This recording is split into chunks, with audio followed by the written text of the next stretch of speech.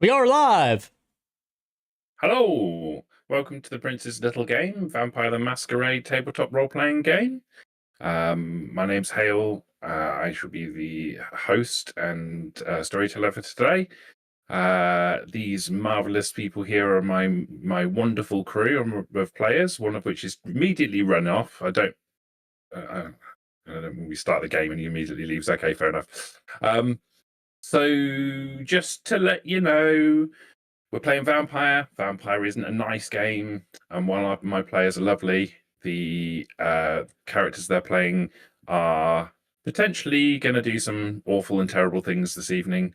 If you find any of that difficult, please feel free to take yourself away, take a break from the stream, go and grab yourself a drink, and come and join us again later on. So, tonight, our camera comes up in the dust and darkness of Killian's Haven. From the very boards of the floor, it rises in the sitting room, where our heroes are seated, waiting for the attendance of representatives of the Phantom Court.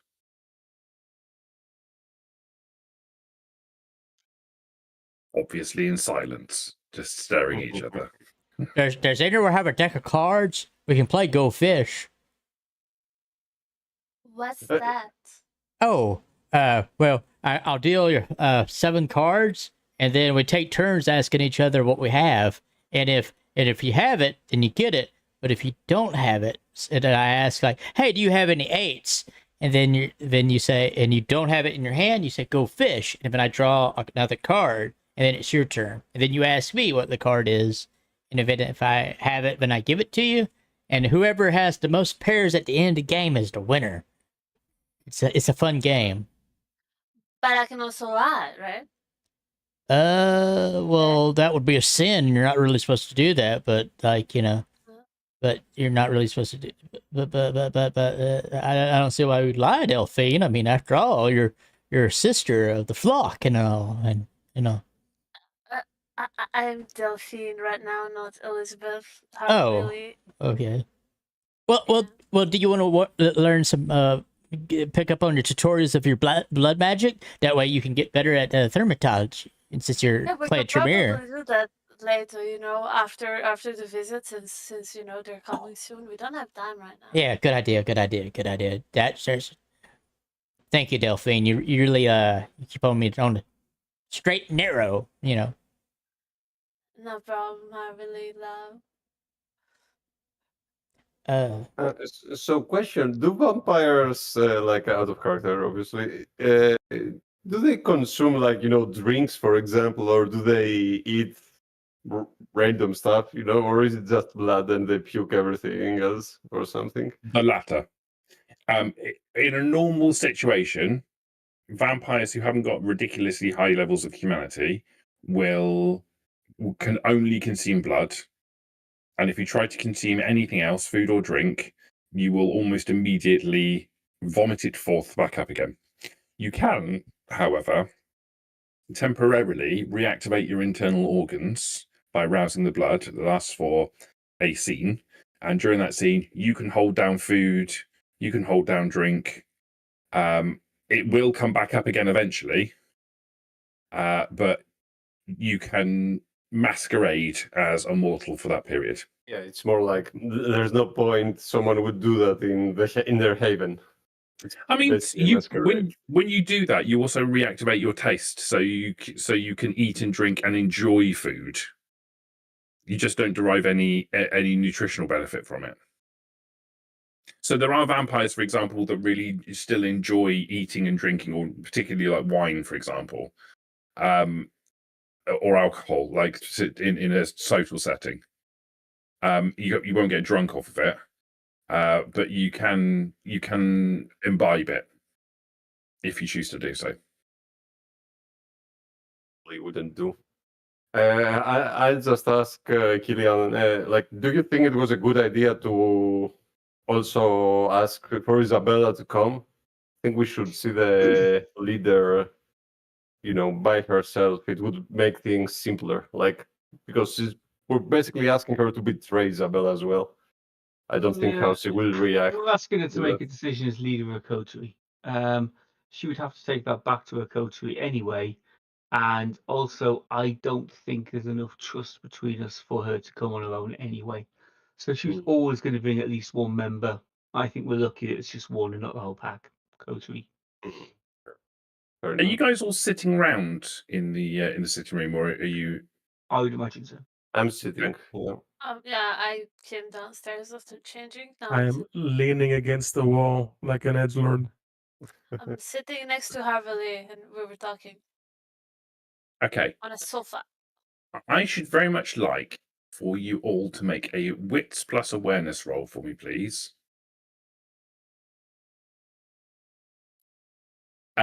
Peter, as chief Yeah. edgelord of the party, I'm going to reward you 1 additional die. Oh my.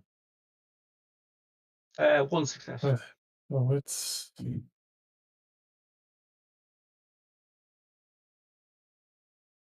Oh, 2. Ha ha ha. The edgelord sees everything. does anybody wish to spend a willpower to enhance their roll? No. Okay, cool beans. Midnight rolls up, the allotted time for the meeting. Minutes pass. 5 minutes, 10 minutes. You're starting to get a little bit edgy because you don't anticipate, those of you, Harvey and Killian know the Phantom Corps is not known for being late. They're punctual and efficient.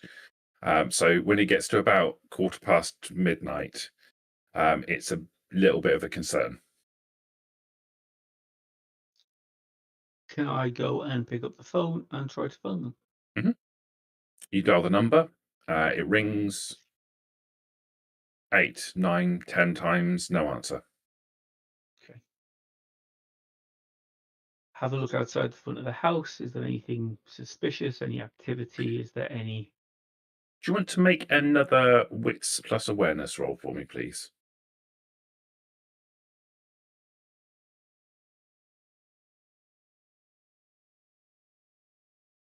Another 1 success. You do not see anything suspicious outside. But as you're about to close the door, as you're literally walking in, you turn to close the door, you see headlights of a car pulling up into the driveway.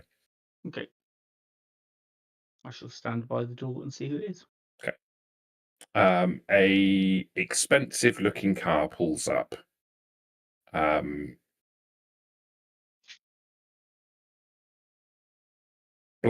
Black vehicle, blacked out windows, pulls up. The headlights turn off, and the driver's side and passenger side doors open, and you see Isabella and Celine step out. They look very serious. Okay. They don't seem to be talking with one another, and they step across the driveway and to the front door. I shall say, welcome to my haven. Please feel free to come in. We were expecting you a bit earlier. Have you had any difficulties tonight? A little delay. Nothing to worry about. Okay. Why don't you come in when we start the meeting? Of course. Celine steps forward. Isabella, whereas normally you're used to Isabella being confident and taking the fore, she is very much behind Celine, and Celine's very much in charge from her body language and Isabella is very much a second in this. Okay. I will lead them through to the sitting room where everyone else is. Okay. They walk in. They don't make comment on the house. They don't seem to look around or anything. They're sort of, it's very business-like. Celine is, she has short dark hair. She is, she's wearing like a suit. sort of a grey-coloured suit with in a modern cut with no tie. Like the blouse she's wearing is like collarless, and she has a waistcoat underneath.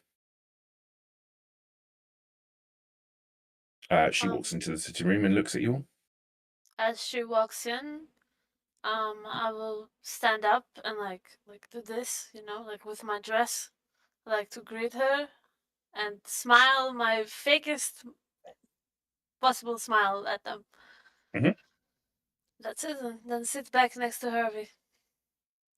Similarly, I stand up and make a nod, like acknowledge their presence. I won't sit down until they're seated. Like I'll wait for them to be seated first. She walks into the room and walks to the fireplace and leans against it. Isabella falls into step and basically stands behind her, slightly to the. She stands to her right and behind her, propped up against the wall. Harvey Lee will stand up, and when he sees that they're just standing by the fireplace, he'll sit back down next to Delphine, keeping a close eye on them. I guess I won't be standing down.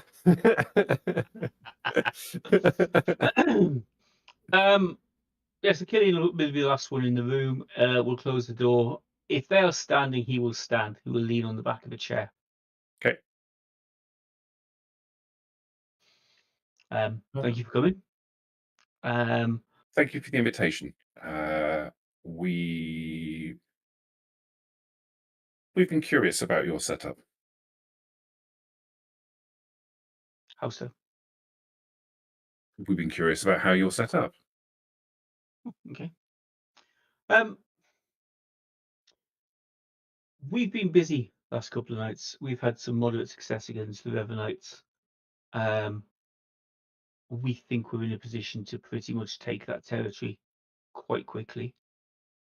Interesting. We would like to discuss terms where you seed the game. Huh. And in exchange, we allow you to stay in the domain at the end. Why on earth would we do that?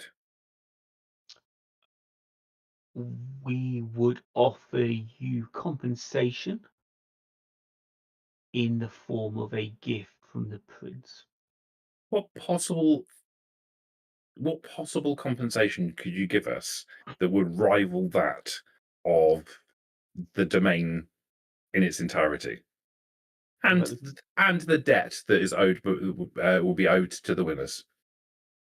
The prince's signet ring? The prince's signet ring. Yeah, his seal. You were aware there was a game played last night.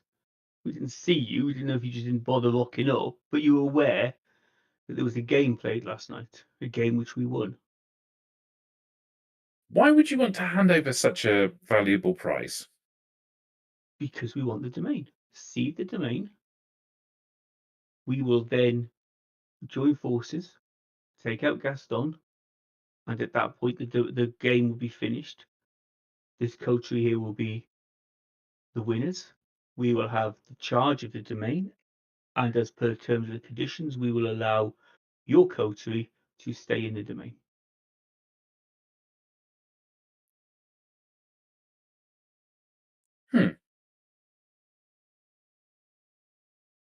That's interesting.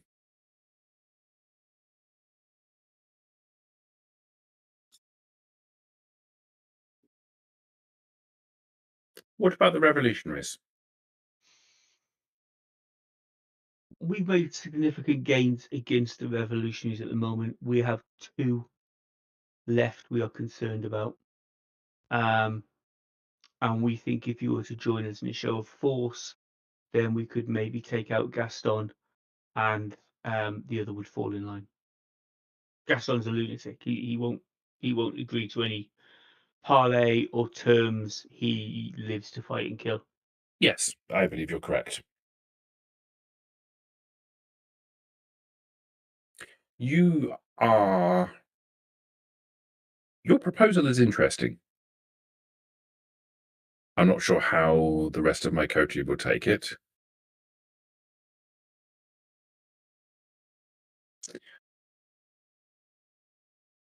But it seems to me that what you want from the Phantom Court is in action. Not entirely. We would Mhm. like you to cede domain.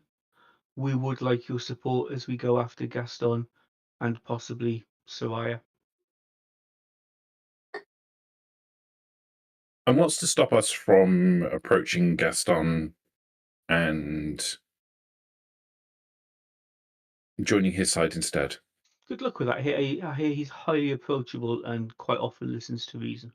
He can be manipulated. Gaston is at least one man down, if not three. But he has limited resources, though he's not fully aware of how limited. He is in the weakest position of the three of us at the moment, I would say. He probably doesn't realise that, but he is. Can I ask an out of character question quickly? Of course. When our three coterie members were killed, how quickly did the prince replace them? Within a couple of nights. And have we heard any whispers of Alistair being replaced? You have not. Okay.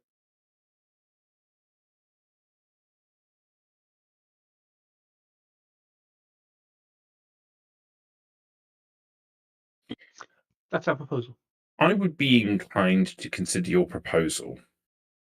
The proposal of our ceding our territories to you on the understanding that you would give us this gift and we would be allowed to carve out our own territory within yours in perpetuity.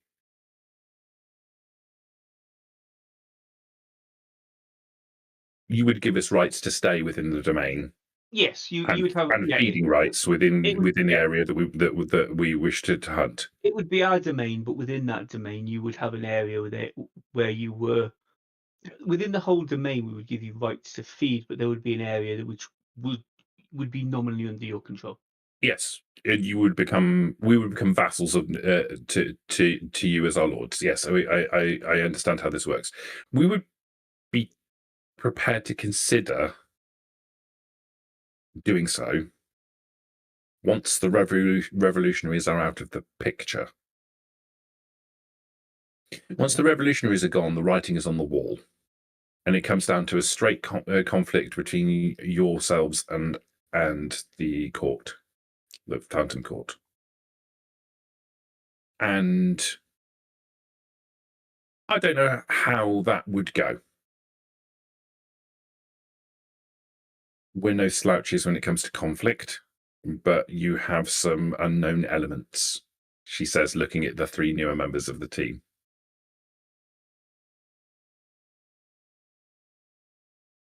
And frankly, I don't particularly relish the time investment of learning your capabilities while fighting you off. Okay. If you can deal with the revolutionaries, we would be prepared to accept your terms. Okay. Why don't you give us a night or two, and then we'll reconvene? I'll have words with the coterie. Look forward to hearing from you. I must admit, I suspected that this was going to be a trap. No. We're not Maybe it is. particularly. We're not particularly bloodthirsty. I don't want to kill all of you. Yeah, only thirsty. Only thirsty here. We're not Gaston. We can be reasonable, and this saves us all much pain and angst. It does. But we don't necessarily know that for certain, or didn't necessarily know that for certain. So we, in the spirit of friendliness, I think it's only fair to let you know that had you taken this opportunity to attempt to deal with us in a more physical capacity. We had some contingency plans in place. Would those contingency plans include assistance from the revolutionaries? Good gods, no. Well, in that case, I am fine. She looks out of the window and she scratches the side of her face, and a little red dot appears on the side of her head and then scans across the room and ends up on whoever is sitting in the nearest chair to her. Outside help? We don't need outside help. Well, in that case, I'm very pleased this didn't turn into something unpleasant. I too am very pleased, and I'm intrigued by your proposition. I didn't anticipate this. Would any of you two like a blood bag? Thank you. No, we thought it polite to feed before we arrived. Okay, just checking. Since we're all friendly here. Wouldn't want to turn up hungry. That's bad form. True, but you never know on the way. Things happen, you know. You can never tell. Yes. But I'm happy that you didn't have to get the cat out for that laser pointer that you got. I don't know really what that is, but I seen it on one of those videos that I saw someone had one time, like the little cat with that little red dot and it's chasing it all the time trying to get it. I don't really know what it is. Oh, it's a modern sight for a high-powered sniper rifle. Oh. Where'd you get weapons like that? Our coterie is not unconnected. Nice. We like to take our time and prepare for things.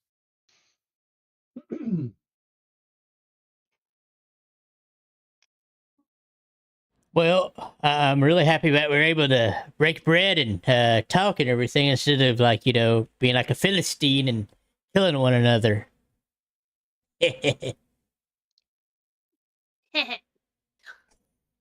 Agreed. don't you have any information to share with us about the revolutionaries, since you're so well connected?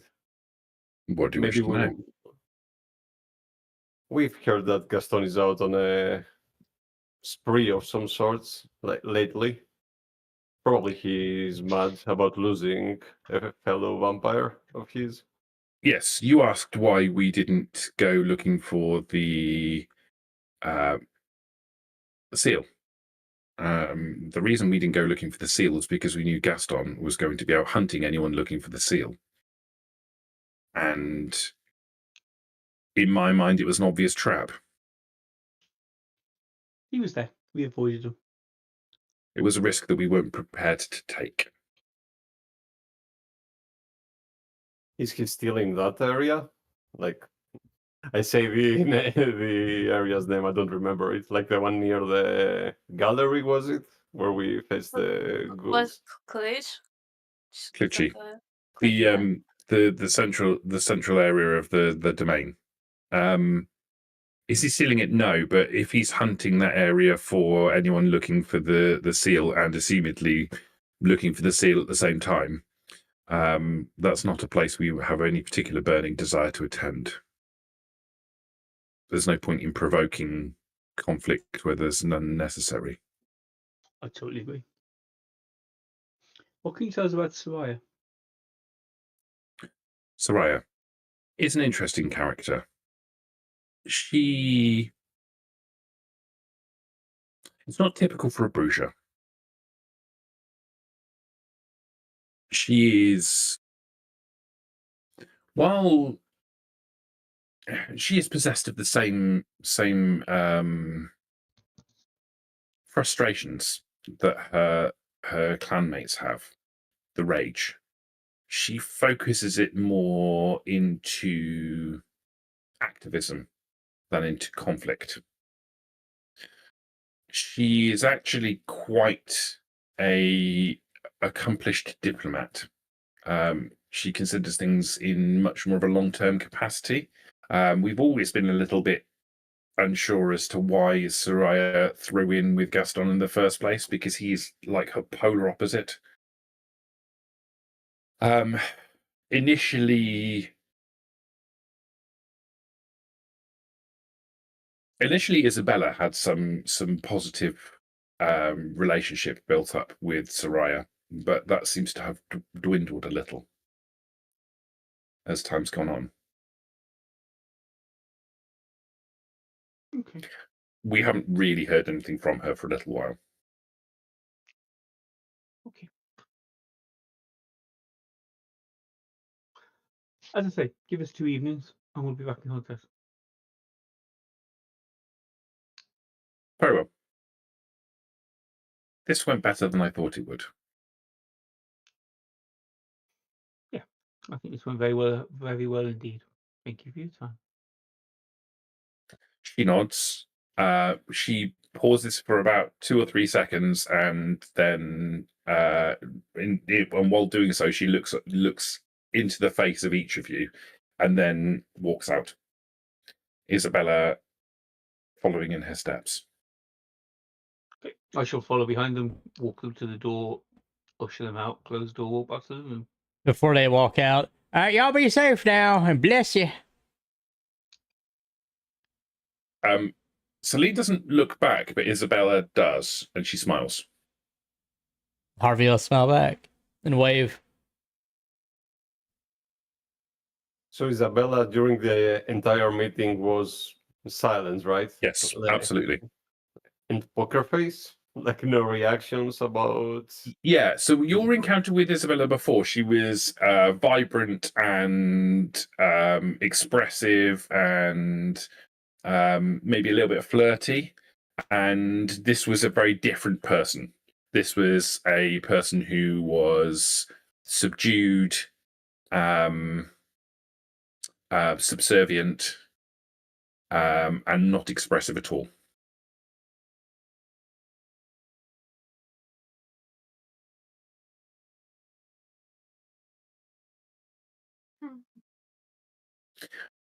You watch them leave. They step out of the building and walk to the car and get in.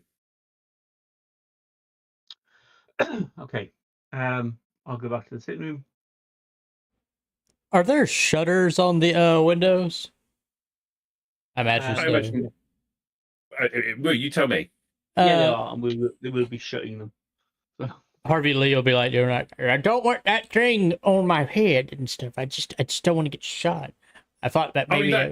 The red dot kind of moved across onto. I'm imagining it was Bruno. Moved across onto Bruno's forehead for a brief second, then turned off. It's fine. Harvey Lee is still just like closing the drapes and the shutters and all, like, and closing the curtains, like, to be sure. Don't want them to see. Don't want them to see. Nope. It is worrisome that they managed to do that in our house, in our domain, but It's a sniper rifle. There'll be a ways away. So, but yeah, in the future we need to be cautious about open windows and who can see in.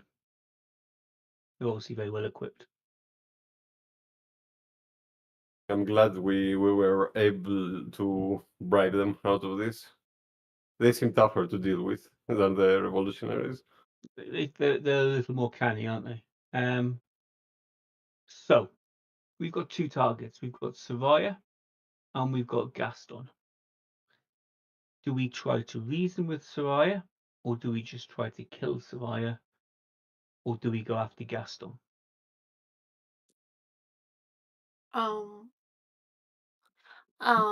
What's the plan of approaching either one of those 2 options? If we go after either way, I think we're going to have to phone Octavia. We're going to have to phone Octavia and see if she would join a coterie with Soraya, because I think her proposal is that she joined our coterie. Yeah. Would she be happy for Soraya to be part of that? And then we would ask Victor to help us find either or, and then we would track them down and try to take them out as we did with Alistair. I like group action again. I can play dead again. I don't mind. I could try something this time. It's been like 3 nights. I haven't done anything. Feel like Oh, so you want to play? You want to be debate, huh? It's fine. I totally understand. And yeah, sure, okay. a different kind of bait. Love. Do you think if is like a meeting with Octavia, Victor, and Soraya possible? Like without the leader, basically. That's what I'm asking. We could ask the question.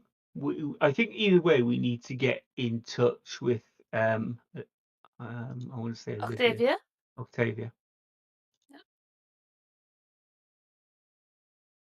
Maybe if she sees all 7 of us, maybe she'll think twice about Mhm. being loyal to Gaston. I don't know how her brain works. She sounds like the loyal sort, to be honest. I think she would Soraya? have. Yeah, that's the image I have painted of her. That's pretty much the image I have as well. Because, like, when what's her name? Celine, the boss of the other coterie that just was here. Yep. Mhm. When she was here, when she said, "Oh, I'm surprised that she is in the same coterie with Gaston," my first thought was, well, there has to be a reason that she's loyal to him. I don't think she will just leave unless he's dead. Maybe The he's thing dead. is, if Octavia, who is basically the second in command, right, of the revolutionaries, does the talking, let's say, maybe it will feel less of a betrayal, Well, rather we than don't us know. doing it. Maybe they have one of those blood bonds. Like Soraya and Gaston, I mean.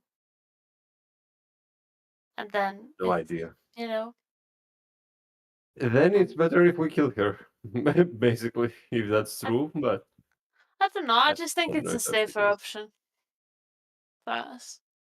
Not to assume that she would betray the leader. Gaston is a Bruja too, yeah? Yes. Yeah. All the more reason for her to be loyal to him. Okay. Why don't I go and phone Octavia, see what she thinks, and see where we go from there. I think if we meet up solo with either one of them, we can probably take them. I think we should just avoid taking both of them at the same Yeah, time, definitely. basically. Chris, I'll make a call to the number I normally use for Octavia. Let's see if she answers. Okay. It picks up on the 3rd ring. Hello, Listen. Octavia. It's Killian. Sarah, darling, how are you? We're superb. We'd like to order another dress, but we would like an in-person fitting this time to make sure it's exactly what we need.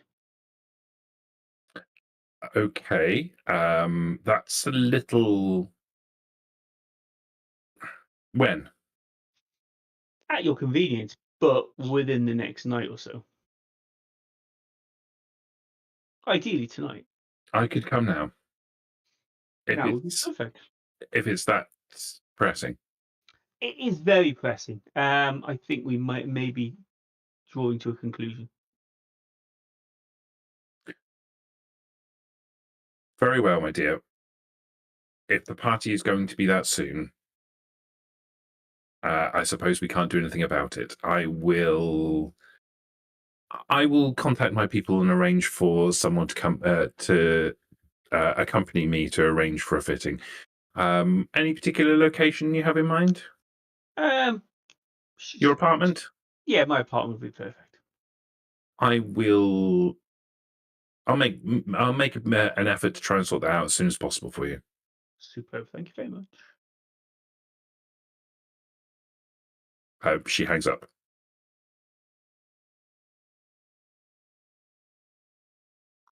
Cool. Is I she wonder with if she's Gaston all the time? Like, why does she have to mask it all the time? Well, we're together all the time. true. Maybe we should change that. Also, I wonder whether she will actually bring us a dress to, make her cover story more believable. I'd like that. I'm sorry, dear, I'll tell you but I what, don't when think she it will gets here, happen. we'll actually give you a fit. You can have a fitting at the same time, yeah?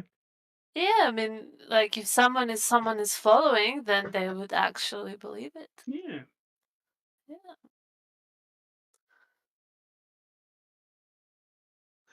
Do we know where the dress cover comes from, Chris? Do we have any idea if she's into that sort of thing in her downtime, or is it just something she's randomly pulling out the air? Do we know? You, you don't know, but it's the Mm. second time she's used the same cover. Right. Okay. Consistency is key. Maybe she's Fair the enough. dressmaker. I'll ask her about it. Wow. Definitely joined the coterie, didn't she? If she's a dressmaker, she Well, could probably tailor and get us all new suits. It'd be great. true, and I can tolerate her. A bruja dressmaker. She's not Voodoo. She's not? No. What was she?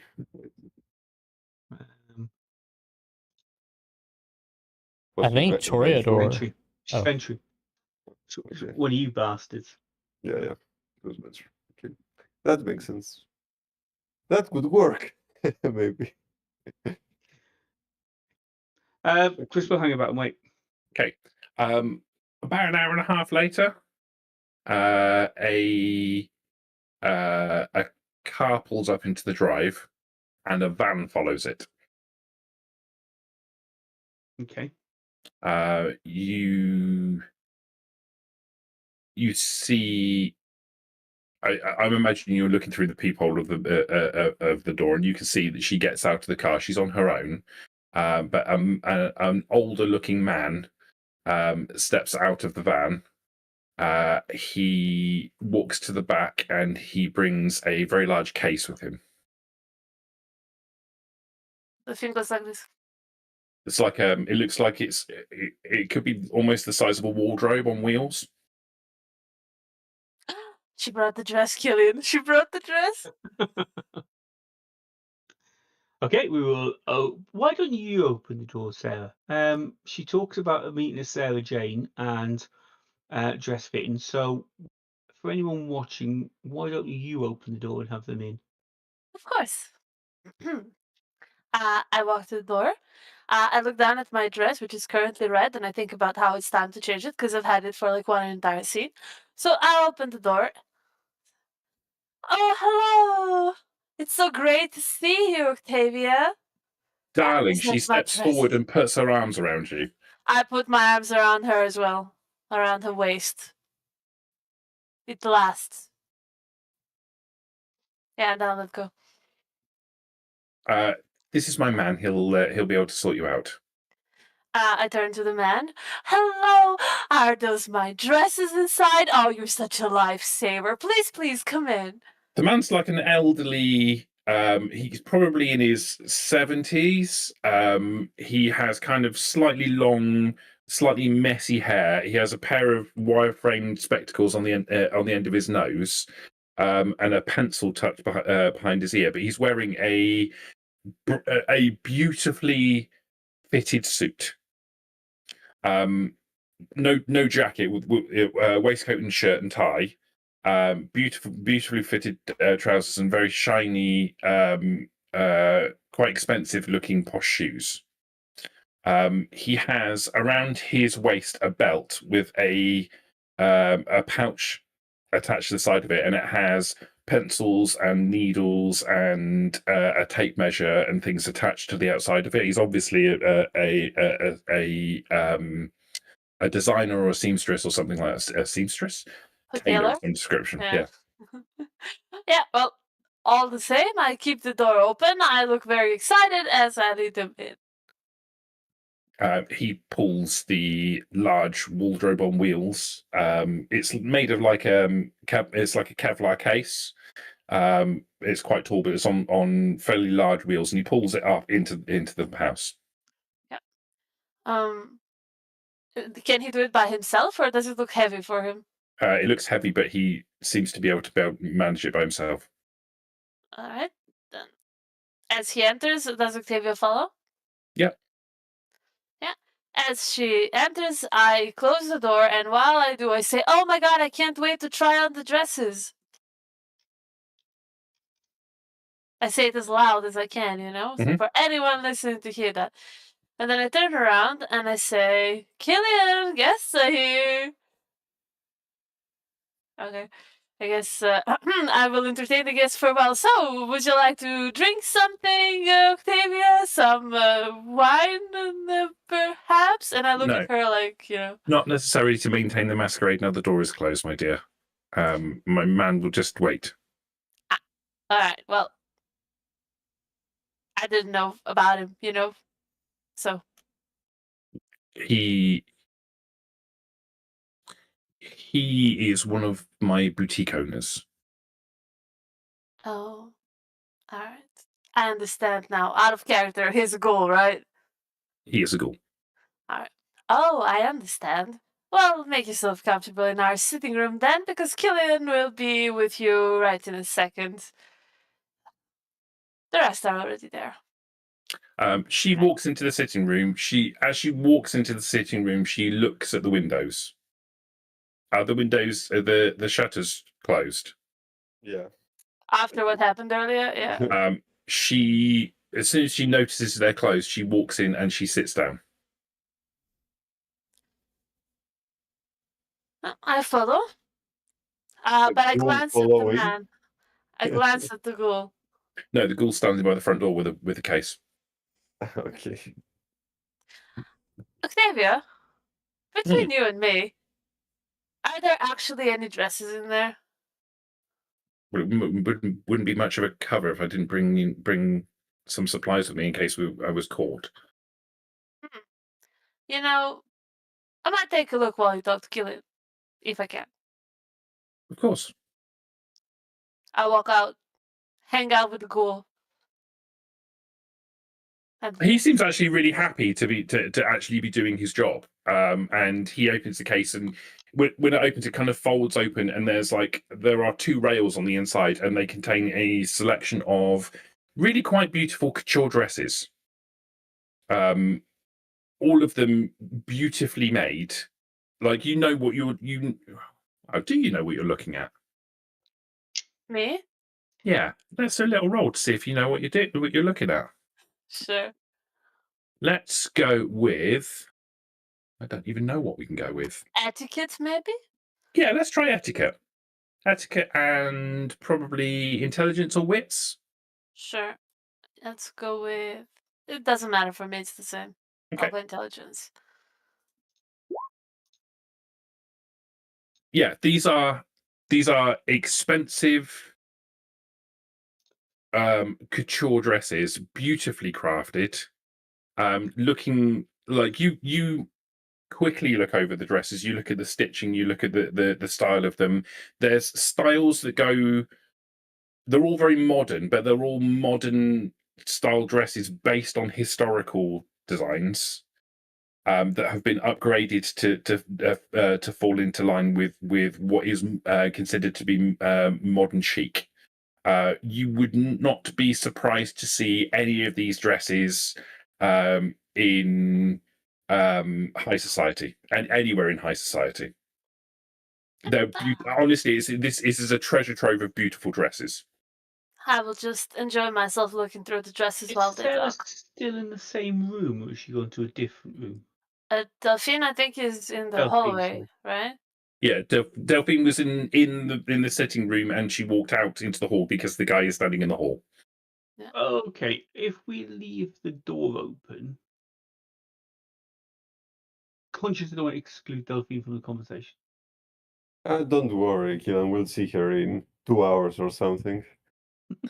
I think she's really excited right now. Yeah, she excluded herself. The elder man is excitedly taking measurements from Delphine. We're excitedly Yeah. watching. Very excited. The thing goes like, wait, do you need me to take this dress off, or should I? I asked the ghoul. No, but they can't hear. And in the moment I say that, I turn around and I close the door to the sitting room, and then you hear something dropping. Sounds like a dress. Octavia rolls her eyes. Now we need this blood magic that does open door. Yeah. I don't think it learn does not need that ritual. magic. Yeah. Hmm. It's got to be a vampire equivalent to the knock spell in D&D. Yeah. Yes. Maybe. I can just picture the Okay. ghoul when she asks, like, do I need to get undressed? And the ghoul's like,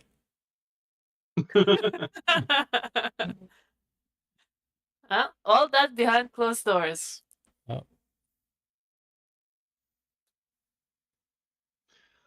Okay.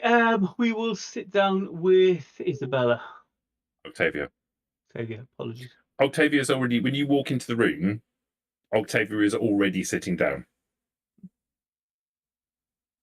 Okay. We've had an interesting chat with Phantom Court tonight. We think we may be in a position to get them to seed the game. Our two outliers, our two issues, maybe one issue, and this is why we've asked for your advice. If we were to take out Gaston, do you believe that Soraya would join you and Victor? Do you want Soraya to join you and Victor? Or Yes. did you do? Yes to both? Yes to having Soraya. If we can get her out from under Gaston, then that would be much better. Do you think she would be open to the same arrangement as you have? Perhaps. And how do we safely contact her? I could make arrangements, Okay. but I can make arrangements for her to be in a particular location, for you to be able to have a conversation with her. Mm-hmm. But you need to be aware that if this conversation doesn't go well, you need to put her down, because if she walks away from that conversation and she isn't 100% on your side, she will go back and tell Gaston everything, and then we're dead. What if we took out Gaston first? I think you need to. Soraya changes the nature of the situation. Gaston has a lot of ghouls. I know you've already encountered some of this, and his eyes are everywhere. It's one of the reasons why I have to maintain this pretense every time we have a conversation. I can't guarantee I'm not being watched. Happily for you, it is no longer a pretense. Well, it depends if your companion has the kind of money to afford these dresses. Very good question. Anyway, It does. if you can find that's our next step. Then you let us know where we can find Soraya. We will talk to her, and if we can't resolve something 100%, then we will take action. I can make arrangements. I'll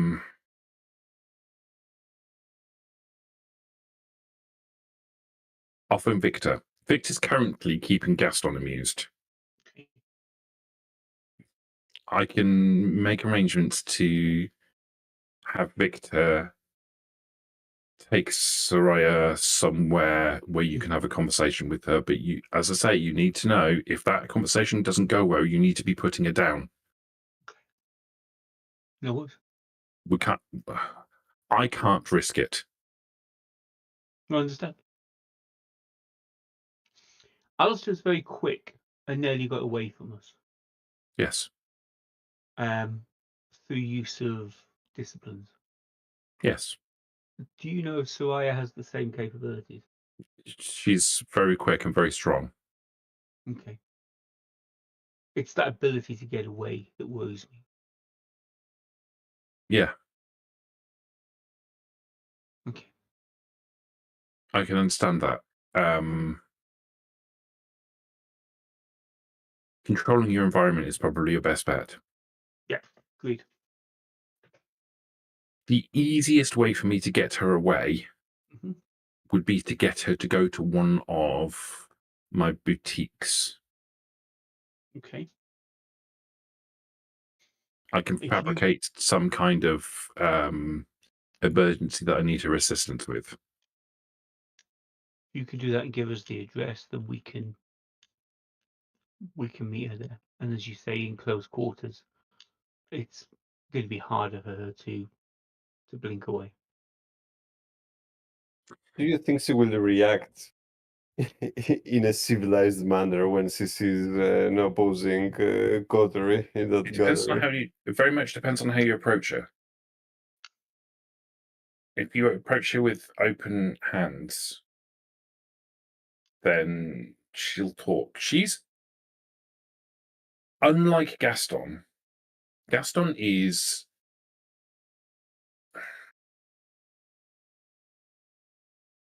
Gaston believes that might makes right.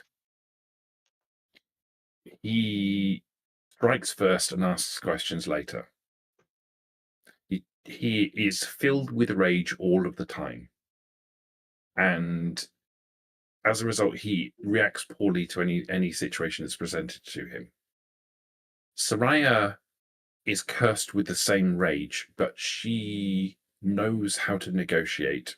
She knows how to intimidate, and she knows when she has to fight. She's more calculated.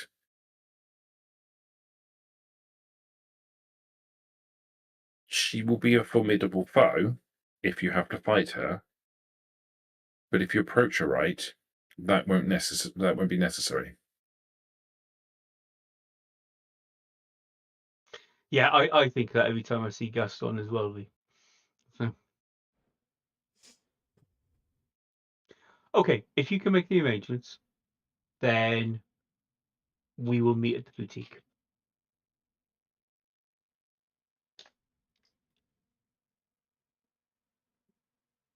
She reaches into her jacket pocket and takes a mobile telephone out. It's not a mod, it's like a flip phone. She opens it up and dials a number. She doesn't make a seat, like she does this openly in front of you while she's still seated.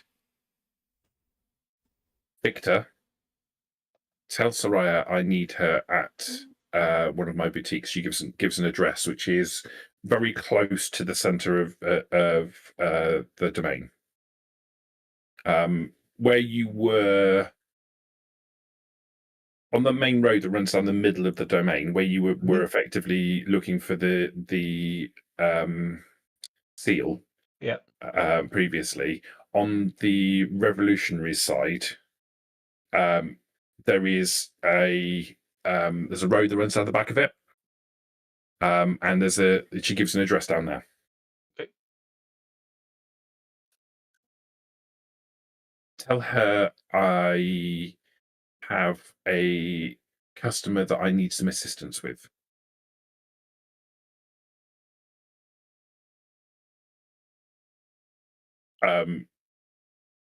She pauses for a second and then she hangs up. Soraya sometimes helps me with difficult customers. It's the easiest way to get her there. Okay. She'll be on guard when she arrives. Make your opening conversation as good as you can make it. So as she says that, Delphine will open the door and say, "There is absolutely no dress in there that fits me perfectly. Are these all the dresses that you have, Octavia?" Delphine, that's why the man is here. Well, I heard something about the whole boutique. How about I go there and check the dresses there? The whole point is you find a dress you like, and the man will make it fit you perfectly. I look at Killian. You want, Killian, can I go with you on this trip that I heard you guys talking about? I would be delighted for you to join us at the boutique. We are not dress shopping at the boutique. We are talking to a very dangerous person. You would need to be focused. Yeah, well, of course, but I can also be the bait. Okay. Her question there. Are you coming as well, Miss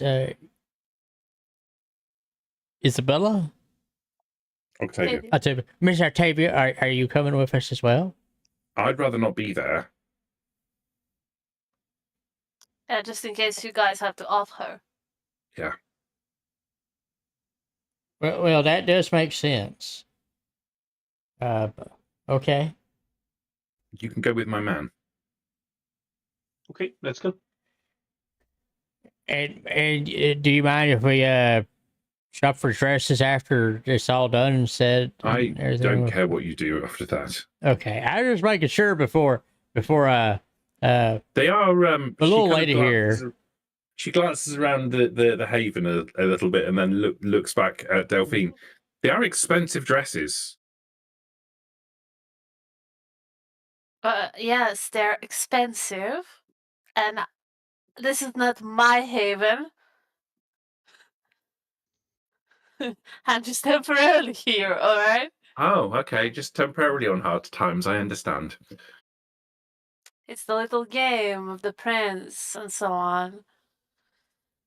I don't have time to dance, so I don't have time to get any money. But it's alright, I got some savings. Don't you worry about that. Very well. Octavia gets out of her chair. Harvey will stand. She walks into the hallway and addresses the man. Follow these people's instruction. For the rest of the night, whatever they tell you is my word. Uh-oh. No, not to abuse that. Free dresses for Delphine. Yeah, yeah, basically. 50% off. She turns and looks at Delphine hard for a second, and then and doesn't say anything. And then she turns to and walks out the door.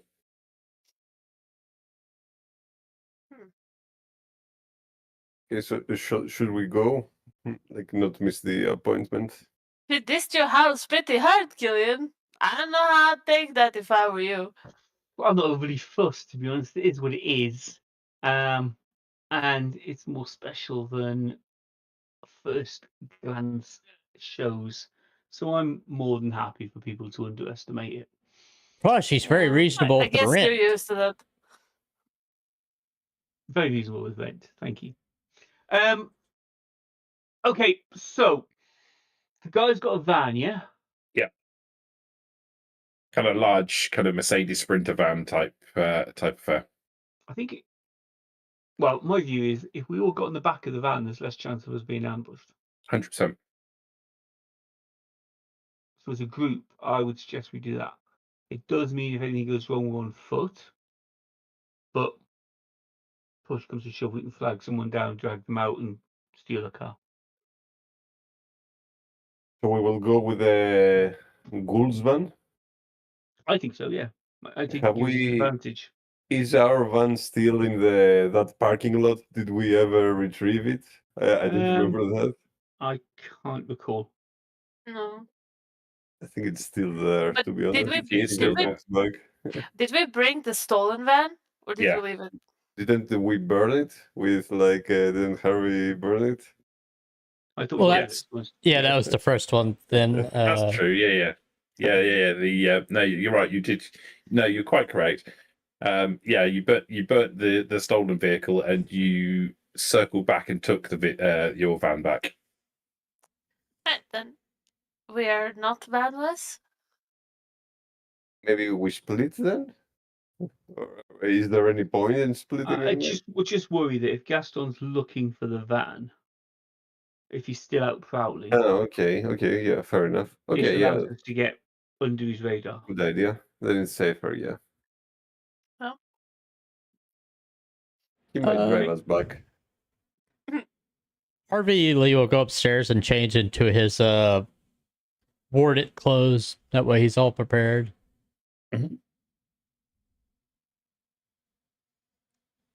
Yeah, I think Killian will do the same.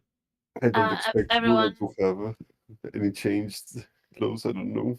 Been in the same clothes for like 3 nights. I haven't thought about it actually, but yeah, let's say I change to the ones that are. I mean, you're a vampire. You don't sweat, so Right. I mean, I'm you just can wear the same clothes every night forever, and it'll be fine. Don't Yeah. they like dirty from just walking, sitting, Your going clothes get dirty dirty places? from walking, from Victor's What? blood. from blood, and yeah, you mean you still pick up dirt from your environment? Yeah. I was Yeah. also saying that I changed it to the worded clothes so later on if something's happened, then you ask if we're in our worded clothes. So yeah. No. Delphine look at Angelus and say, what do you think about all this, Angelus? You haven't said anything the entire time while the two were here. Getting ready to strike.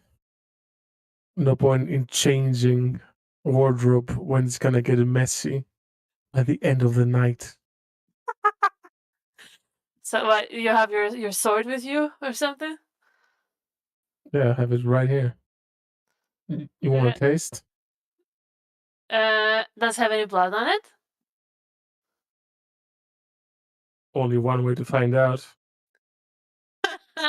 That's alright. My hunger is too low right now to risk it. I take out my dagger and I check whether there's blood on it. Is there blood on it, Jim? No. Alright, great. I put it back then, making sure it doesn't ruin my dress into my Did you even use the dagger? Yeah, I did. I threw it on at Alistar, and so I returned it to my that tie thing under the dress, because the dress has like a slit, and then there's like that tie thing for the knife. And then I get out, all cool and all.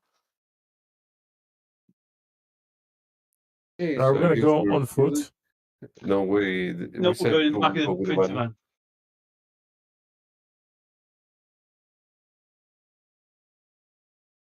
Okay. Any objections with that? Let's roll for drive-by event number 3.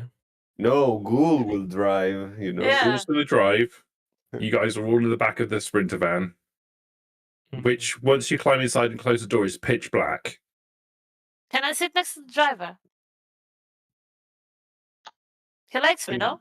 I think The that's the besides idea the is, point of Yeah, that we're camouflage. sneaking in. Yeah, Are you gonna help him drive? No.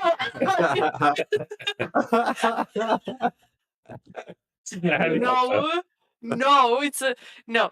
I am there because I'd give I you a am. further discount. Shut up! I have already full discount, so I sit Might next to pay you. him. I sit next to him because I am the supposed customer. It's a part of the entire thing, right? They don't know how I look like. I'm new. I disguised last Take time. the customer on a ride with their van. The cool. Shut up now. Angelus, intelligence is not your top thing, right? Just let me do the thing. Can I or can I not? But me, she can go sit front. I don't have to listen to her during the ride. She can okay. We go are to the getting in the Golden van. Anyone can get wherever they want in the van, and we are going. Okay. Anyone else riding up front? No. I'm good. Okay. You get in the back of the van. As I said, the back of the van is pitch black. It's not designed for people to ride in. It is empty, but for the large wardrobe on wheels, which kind of he straps into place so it doesn't roll around. And Delphine gets into the front. He starts the engine and drives from your haven directly back to the boutique. Okay.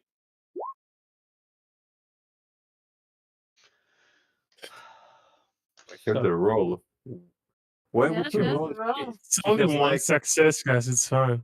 he has 50 years of driving experience. Come on, give him a break. It's not his drive roll. Maybe it's something. Sarah, I Yeah. would like you to make a wits plus stealth roll, please. All right. 1 second. Why would she need to do that? Oh wait, it's because she's sitting in the front.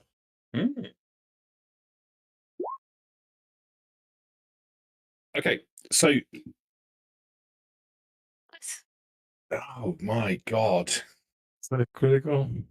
that's a very, very messy critical. Why?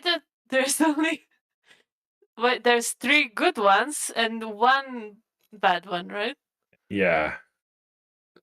How is that? Uh, Messy so critical. you scored a lot of successes there. Mhm. So that's 6 successes in total. Okay. How is this going to manifest? 6 successes. What? Yeah, because it's a critical. 10's a success. 2 3 tens. 10s is 3 successes. So she's rolled 3 4 tens. 4 I got- 10s. 4. Okay. So 6 successes. Yeah. Yeah. So 10 is 1 success. 2 10s is 3 successes. It's 4 successes. No, it's 8 successes in total. Oh, okay. Is it Yeah, 2 10s is 4 the other one? 4 successes. But you've come up with a 10 on the hunger die. So the van's driving down the road, and you see somebody that you recognise walking down the side of the street. It's that woman that was walking the dog, the ghoul that was walking the dog, or rather walking around with a dog lead in her hand, looking for her dog. And you see her glancing towards the van as the van's driving down the road towards you.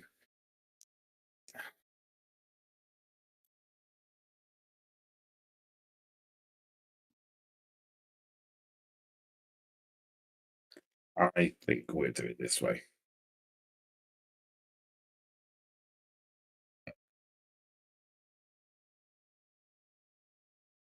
I think there's a logical way to do this as an actual frenzy, so we'll do it as a Bane instead. Don't know what that is, so. That's Great. not yeah.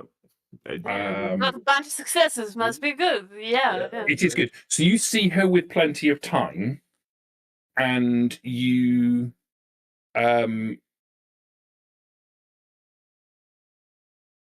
you see with plenty of time, and you slide down in your chair, so that in your seat, so that you're not in sight.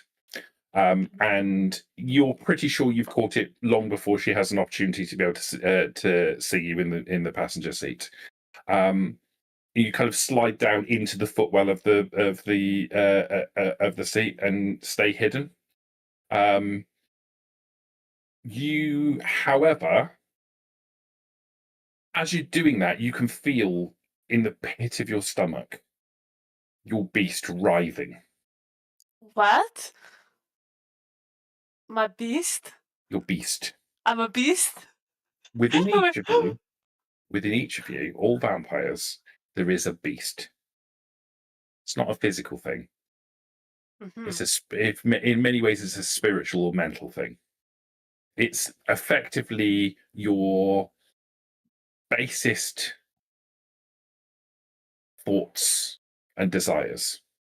Uh-huh. The beast is the thing that makes you want to feed.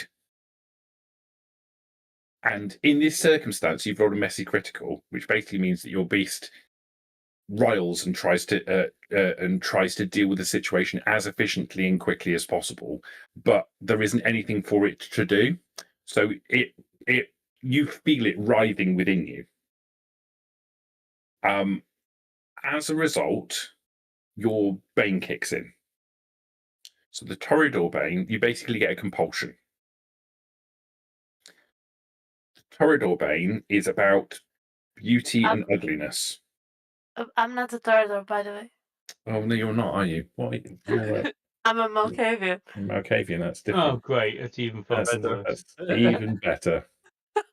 Oh, you're quite right. I'd forgotten all about that. And we're off to the Yeah, I mean, races. I've been pretending the entire time, so If you just helped him to drive, you would have been hidden. This wouldn't have happened. It's on you. Then the beast kicks you and, you know, something bad happens. But So we need to decide whether this is going to affect your physical, social, or mental traits. traits. Oh, okay. Is this like a temporary thing or what? I don't really get it. It's a temporary thing. It's going to last for a scene. Okay, so I need to decide whether it's gonna affect my physical. Yeah. So this is your social, madness. or So mental. your madness now manifests because of this. Okay. Okay.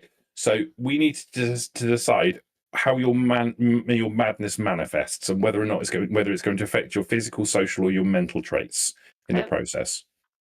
I would say you can decide between the social and the mental. Okay. Let's go How do you with. Better. Let's go with social. All right. What's your blood potency? I think it's quite low. Let me check.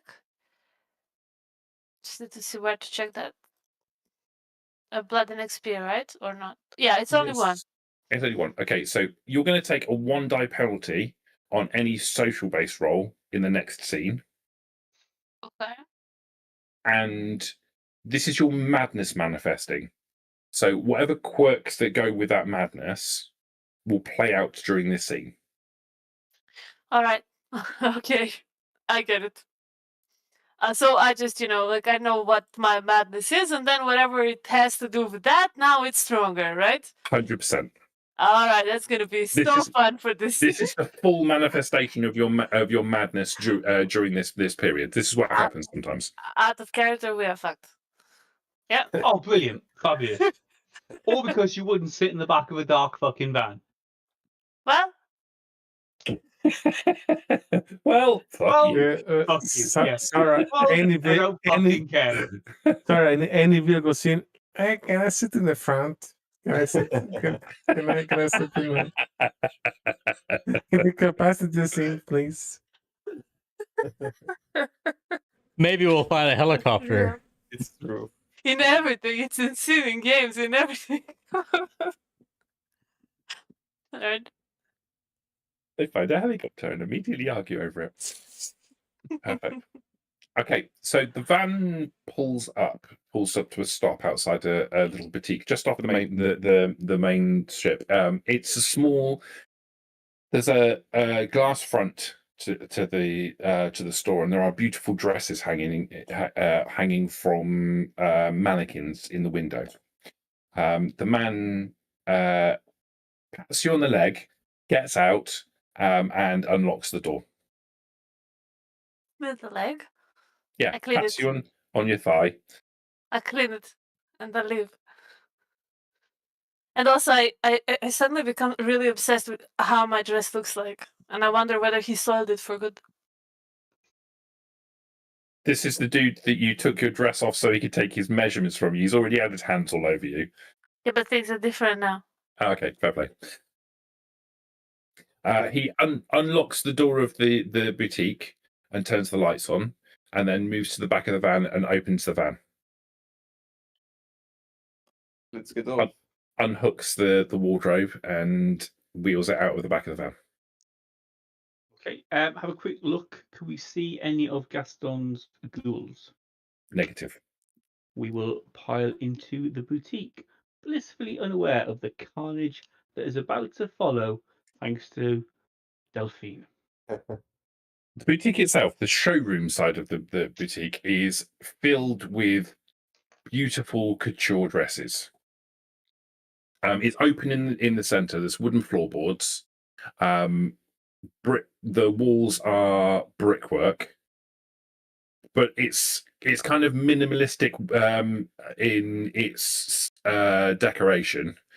The thing that stands out in the place is the rails that they're not like rails with thousands of dresses on. They're rails with individual dresses turned to display them individually. There's probably maybe 40 dresses in here, and they're beautifully arranged. There's a large open area in the center, and there is a long, quite wide counter at the back that obviously serves as a dressmaking table. There are bolts of fabric on the wall at the back. Beautiful silks, satins, expensive, high-quality fabrics. The man wheels the box to the back and through a door and closes it behind him. Okay. I suggest we array ourselves in the boutique in a way that none of us are not immediately visible. Yeah.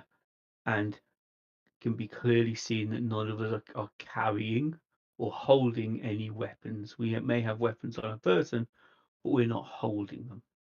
And therefore, when Soraya walks in, she can see us straight away. We're not making no attempt to hide from her, and there are no weapons drawn. Are you Everybody in sure? agreement. Are you sure that you want no one to be hidden, perhaps by the door in case she tries to leave? I think we have to go with transparency. I think if you're trying to hide and she sees you, she may well feel it's an ambush. Yeah, but And you know, it wouldn't be that big of a deal if we just killed her.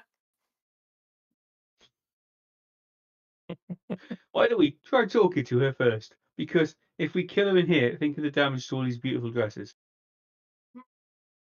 Yeah, but think of damage to her.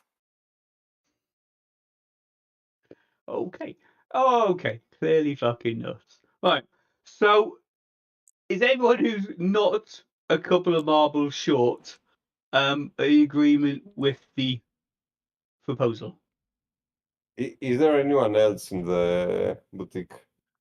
Is it just the five of No, us? the place was closed before you arrived. He literally had to unlock the door and turn on the lights. Do we have Yeah. a plan for her not escaping if things go bad?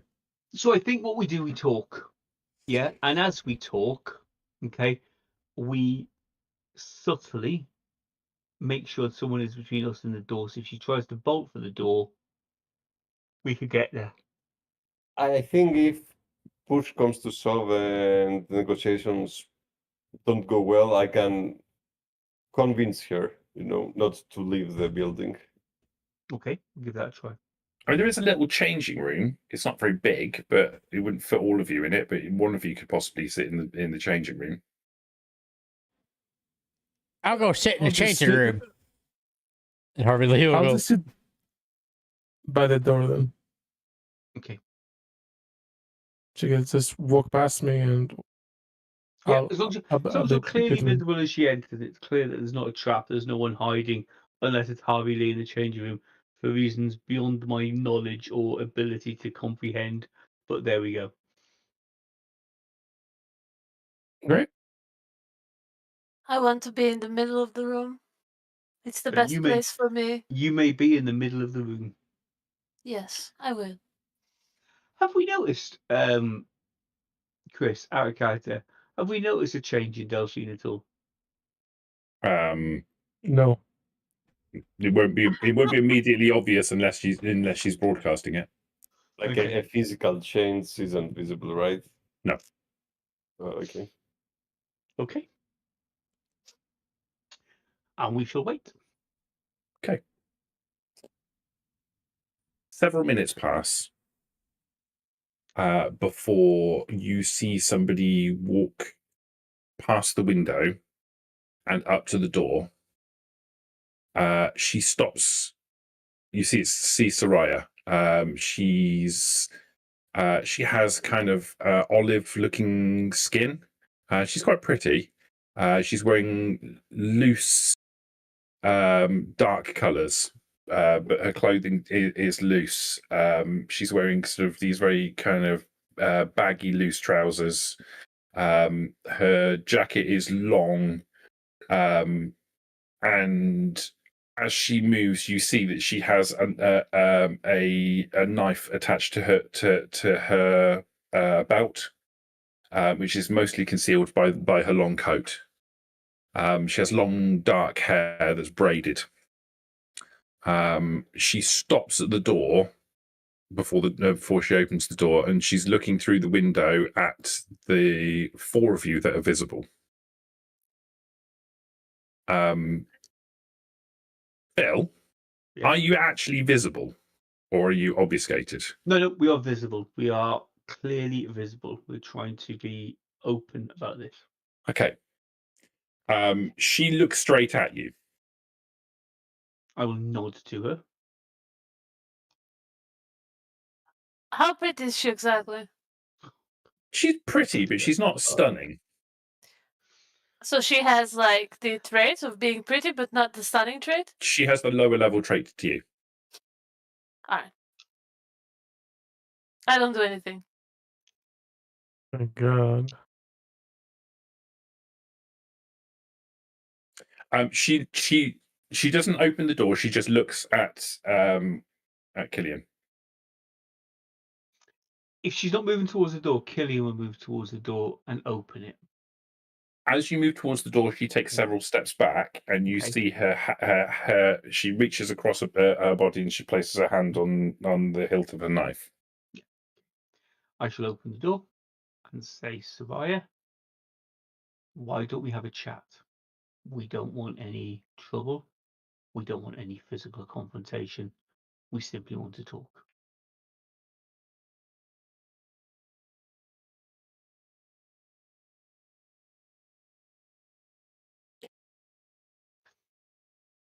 An ambush.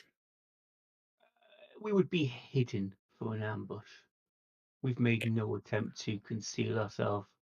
We just want to talk. Talk fast. We're tired of the Prince's Little Game. We're tired of the bloodshed. We are tired of playing. And we would like to offer you a proposal. Why not come in and discuss with us? We are all here. There is no one hidden except Harvey Lee, who's in the changing room. We are being open and transparent. We simply want to talk. We have been talking with the Phantom Court. Now we want to talk with you. Why me? Because your leader is a psycho and he doesn't do talking.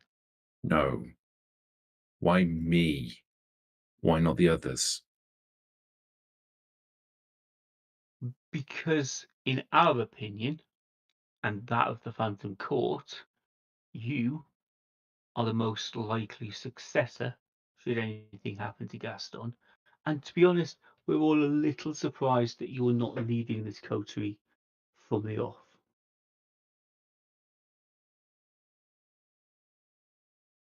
We're looking for a peaceful resolution if you will come in and talk to us. Where's Octavia? I have no idea. It's curious that I had instructions to come here because Octavia had a difficult customer. Oh, that's me. What have you done with her? Octavia has Nothing. facilitated this meeting, that is all. She looks surprised. Will you please come in and talk to us? Gaston has many, many eyes, and we really don't want to be seeing this deep into your territory. I'm not very comfortable going in there. Not with all of your companions all ready to pounce upon me. Then what do you suggest? Talk here. Talk fast. We simply want a non-bloody resolution to this ridiculous game. We are offering you your own coterie. with Olivia and Victor. Within Victor domain. as well. I presume he's part of your pack. Your coterie? And did you make this opportunity available to Alistair as well? No. No, we did not.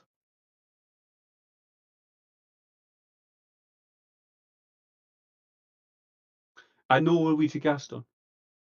Gaston is a lunatic. He lives for death and destruction. We can't work with him. We could work with you. Fine. Tell me your proposal. You would run your coterie. What's left of it? I'm guessing Olivia and Victor. Octavia. Octavia and Olivia. Sorry, Octavia and Victor. We're gonna get there in the end. You would have your own area within the domain and feeding rights within the domain. You would be a vassal domain to our domain. There would be no need for bloodshed. We would work together. You, us, the Phantom Court. Between us, we would pool our resources to make a strong domain, as opposed to this ridiculous infighting and killing, which is just wasting time and lives.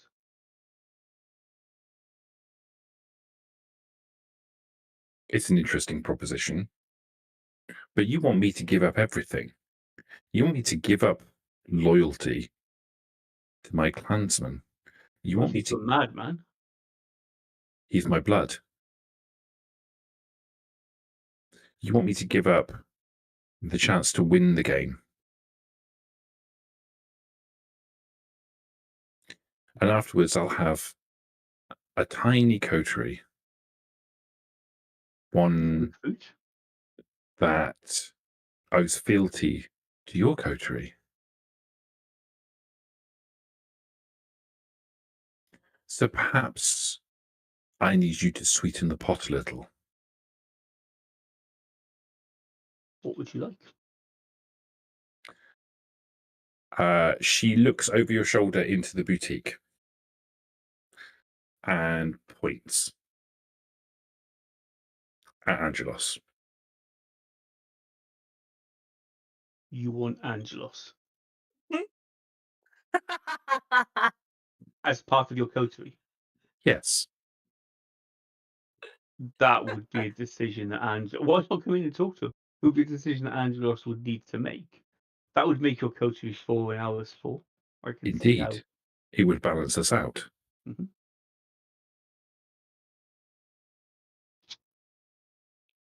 But Angelos would then lead your coterie. Oh no. But why would he leave us for you? Delphine laughs crazily like this.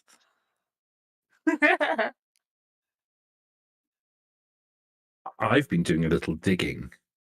I think he would suit my coterie much better than yours. Why not come in and speak to Angelos directly? If he is happy. Why are you so eager to coax me into a small room when we can have this conversation very openly on the street?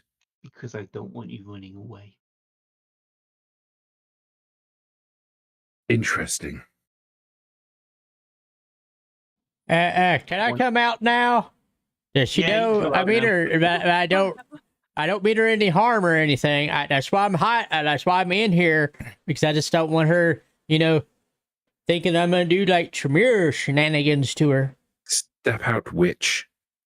Yeah. Okay. Very well. Shalina. And then Harvey will step out with his hands, his palms out, and everything. Trey, I'm not doing anything. Not doing anything. Not a thing. And then we would turn around. Do you want my back to you? Unnecessary. All right, we're all friends here. Angelos, do you want to come and talk to Soraya? Sure thing. Hello, Saraya. How about it, Angelos? How about Why you come and me? join with us? What have you dug up exactly? You are more martial than the rest of your companions. I could use that.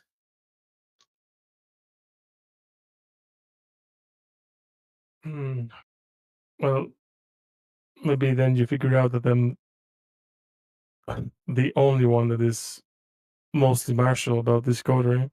You're trying to undermine it. Its combat prowess. Quite the contrary. If we accept Killian's deal, we would become tenants. And assumedly part of the requirement of the arrangement would be we would be protecting the domain. It would make sense for the more martial members to be more aligned, organized, structured, disciplined. I think you would be a great boon to our coterie because you could lend us some of your experience, help us become better at protecting the domain. And as a result, your current coterie.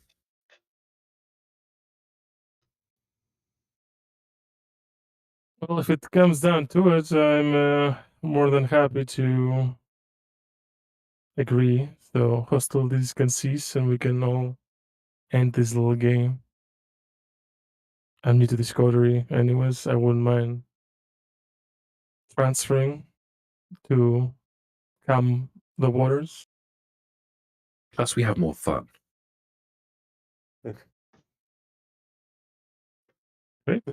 Doubted.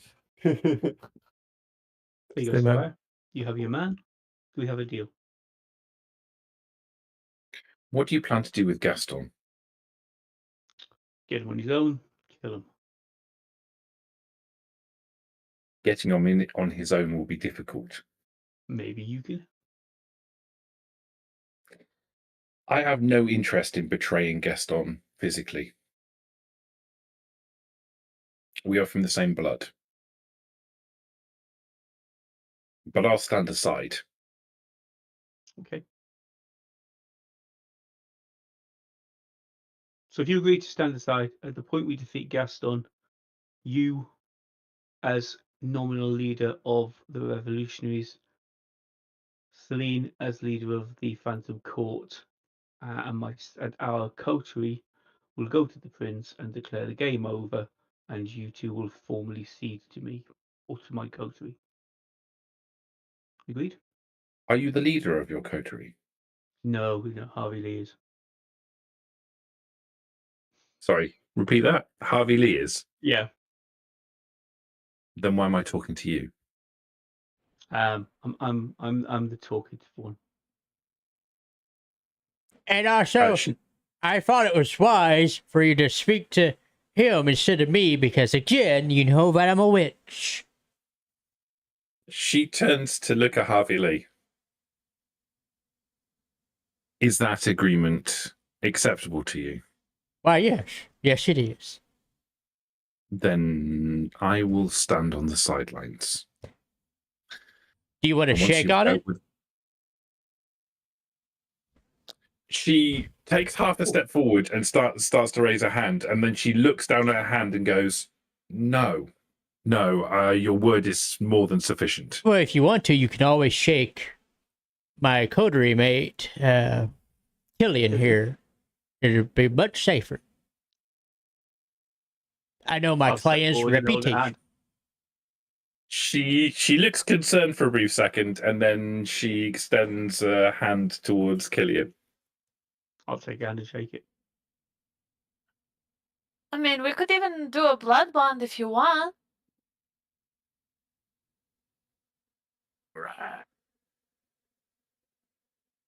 Binding with the chains of blood. A mutual one, if you would like. But if not, Yeah. word is word. And I am a man of my word since I'm a man of God. Well, then, if you're a man of your word, we don't need to exchange blood, do we? No, it's true. It's just, it depends on which one you think is better.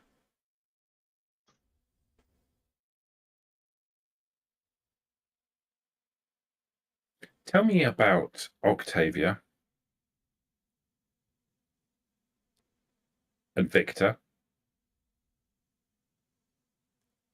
Uh, I don't think we should do that without the blood bond, because you might betray us afterwards. We have an agreement, do we not? Octavia has agreed, in principle, to bring you to this place. Did she say me? Yes, you She had agreed. no designs on taking the coterie for herself. No, none at all. We identified you as the most obvious leader in Gaston's absence. We contacted Octavia. and she agreed on this instance to arrange a meeting between us. Simple as that. So they agree to this as well. I believe so, yes. I had no idea.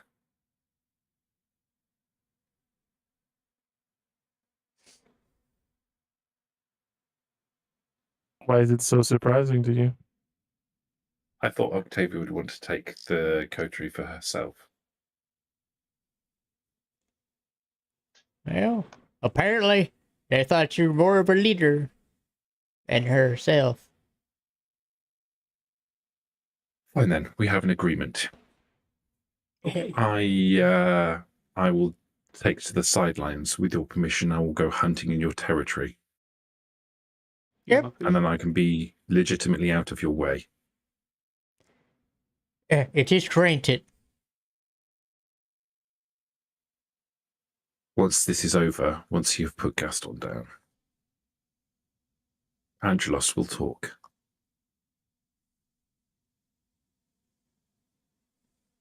Yeah. Okay.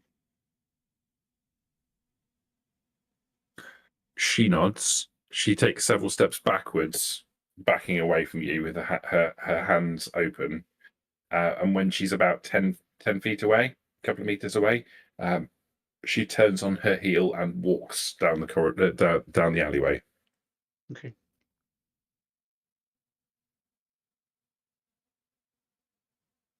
Great Find Gaston. negotiation. Good place to break. Yeah, let's take a break. I'm going to disappear off for 10 minutes and go and take your bio breaks. And we'll come back in 10 minutes. Yep, and enjoy the art. All right, bye for now.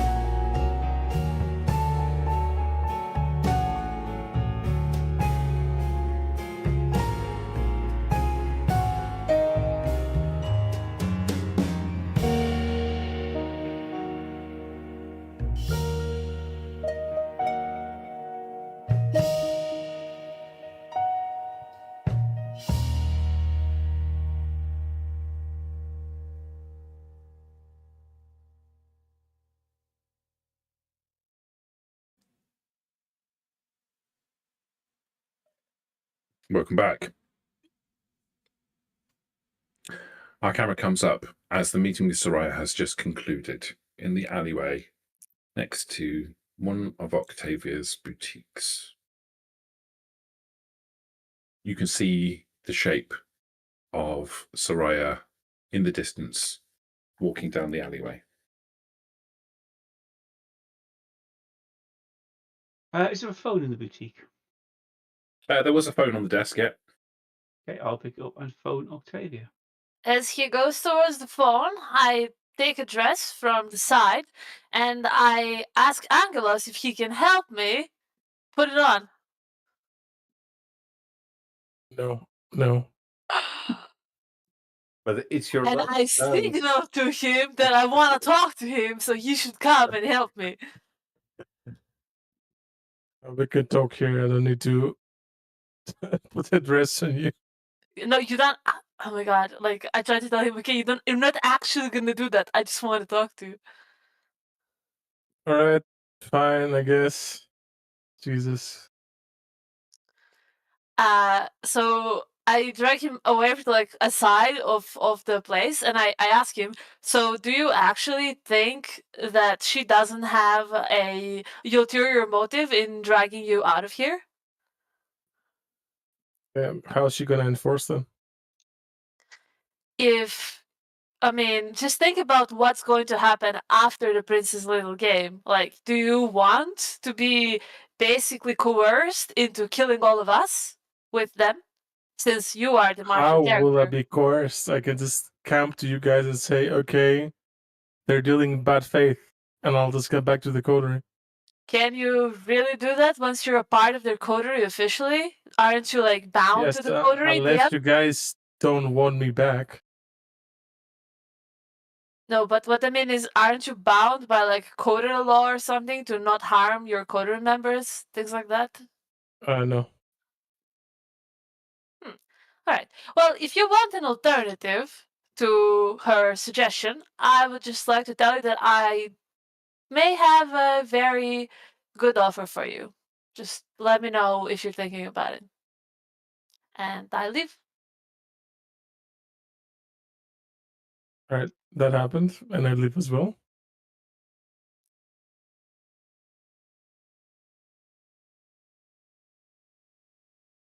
Hey,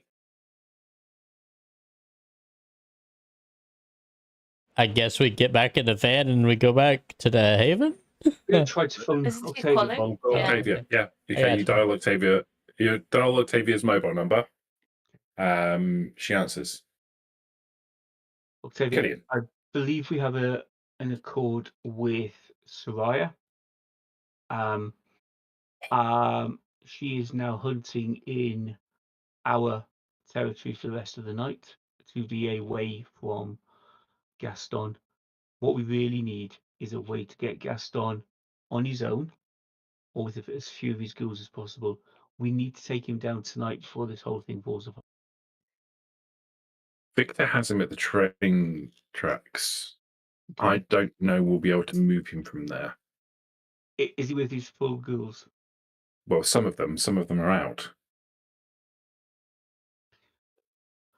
There's perhaps 6 ghouls there at the moment. What do you reckon, guys? 6 ghouls? 6 ghouls and Victor. 6 ghouls and Gaston. Will Victor be able to assist? I think so. And will you be able to assist? I'm not sure I'd be very helpful to you. Okay. Let's do this tonight. If Victor can keep him there, maybe you could spread some disinformation about us being seen so he can send his ghouls away, or keep as many of his ghouls away. We will get to the train tracks and try to finish this tonight. I might have a way to be able to lure some of the ghouls out. Okay. I'll make some inquiries. Is this happening now? Guys, anyone got any objections if it's happening now? None Can I here. shoot our shot? Don't be a pussy. It's happening now. Okay, I'll make some calls and I'll see if I can lure some of them away. We're going to borrow your ghoul if you don't mind, just to get us to a point where we can come down the tracks. We're using his van. It's very useful to avoid Gaston's spies. Fine. Delphine, in the back this time, please. No.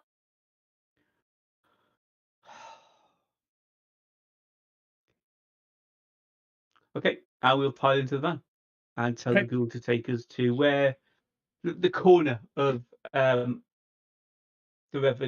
revolutionaries and us, where we joined, where we could see the train tracks. So right at the bottom corner where the train tracks are. Yep. By the park, and then we'll walk down as we did before. Okay. You can let me know when the madness thing is over, by the way. So on the way, never. On the way, your mind clears. Are you sitting in the front seat again? If you tell me that on the way my mind clears, when it does, I'm gonna slide down. Okay. This is because of, the madness All right. thing. So you slide down into the so you sit in the front in the footwell of the it's really uncomfortable.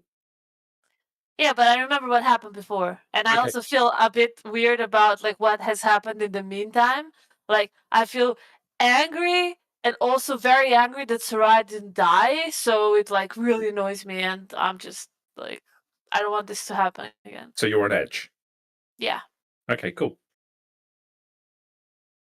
Good. Okay. So he drives without incident to that point. He pulls up in the car park next to the park. You can see the path that leads down to the train tracks. It's not like a metalled road or anything. It's literally just like there's a gap in the fence. Obviously, someone's cut through, and there's a well-worn path that leads down to the tracks. We'll take the same path as we did before. We've all been down here before. Killian will obfuscate and go ahead. Let's make sure there are no ghouls hiding and waiting to spot us. And then we will make our way towards where we know Gaston will be. All right, do a wit stealth roll for me, please, Philip. Oh. I've got stealth against kindred as a specialty. Does that give me any bonuses? Not if you're trying to avoid ghouls, no.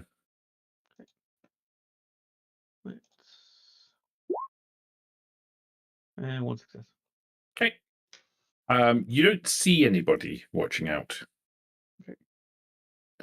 But you make your way down the tracks. It doesn't take a ferocious amount of time, maybe 10, 15 minutes to walk down the entire length of the tracks. And you get to the same point before where Harvey Lee pretended to be dead. You can see and hear the sound of music playing loud and voices, flickering of flames in the distance. There aren't as many voices as there were before. Can I creep forward and have a look and see what I can see? Yes. Make a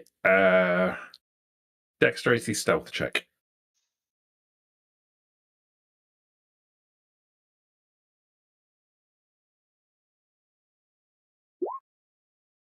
Five successes.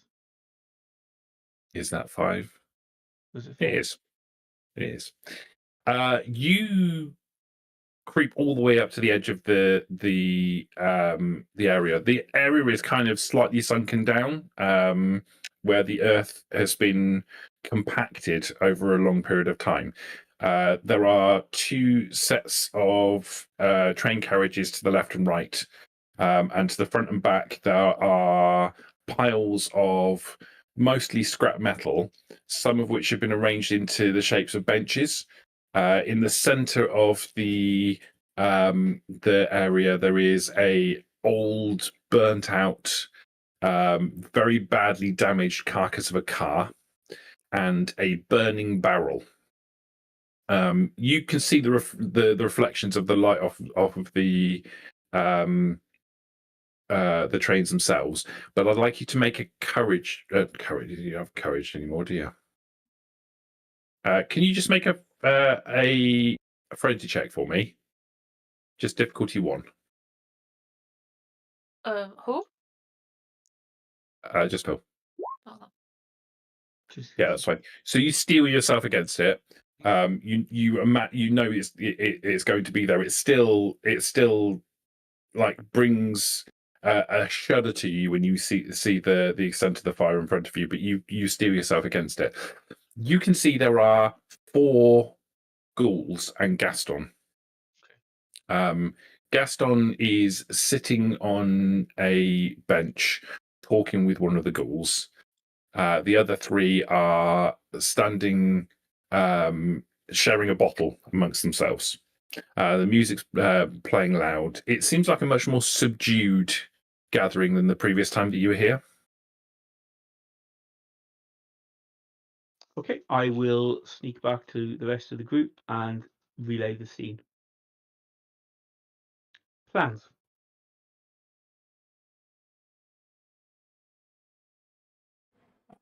Do we want to do it like last time, only with Delphine? I don't think someone playing dead is going to work. I think we think have we to should sneak up on strike. them. Yeah. Now, while they're down. Eh. Down. Well, unaware. I'm ready. I can try Okay. to be a distraction so you guys can get closer to him, perhaps. Since he doesn't know how I look like, he might think I'm a he human. does. No, Does I think he? does. His ghouls have been looking out for you. I think by now he knows what you all look like. I think that's a reasonable assumption. Alright Look, then. I can obfuscate up to him and strike if you guys maybe Ivy Lee is ready with some blood magic and you guys can pile in and provide support. I would suggest that maybe that 3 or 4 of us focus on Gaston and 1 or 2 of us focus on the ghouls. Can any of you use mind powers to clear the ghouls? Oh, that's Um, Mechew, basically.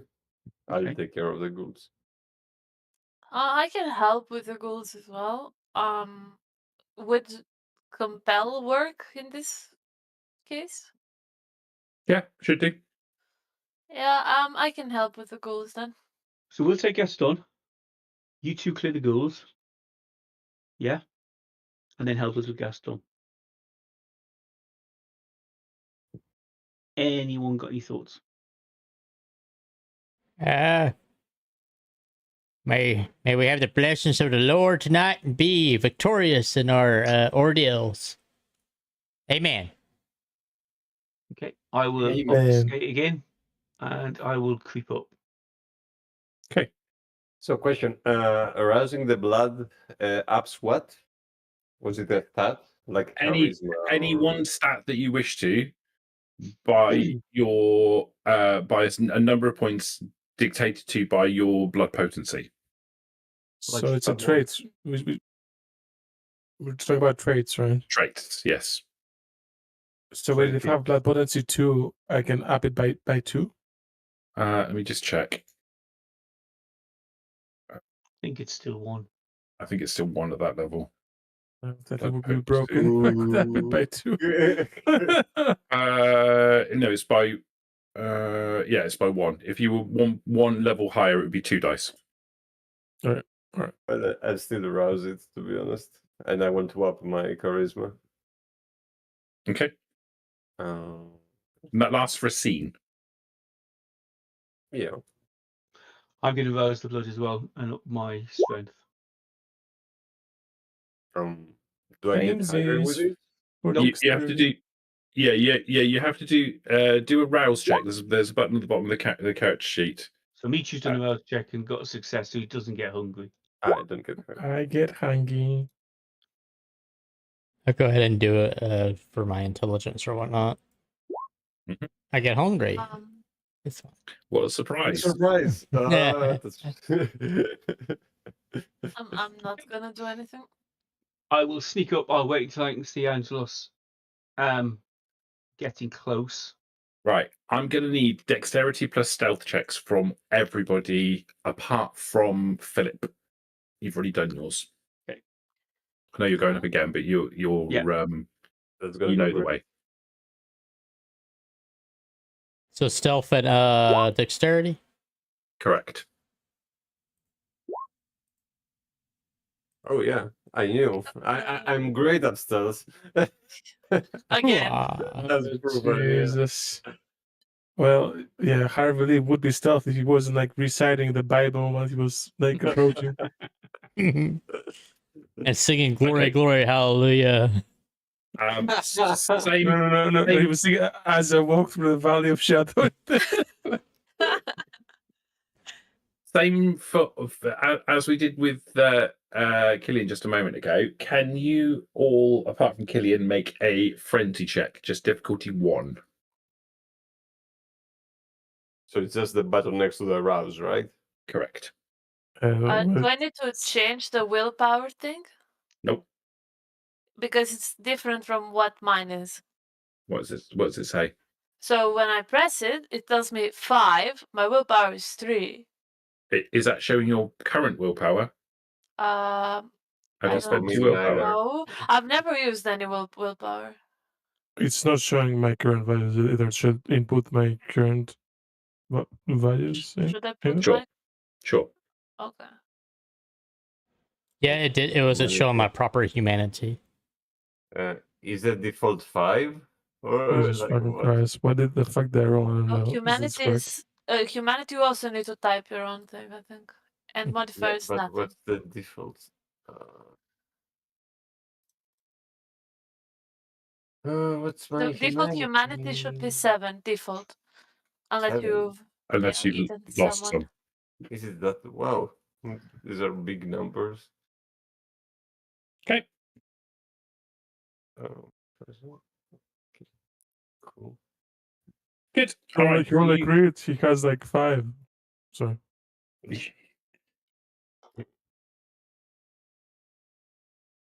He does have 5.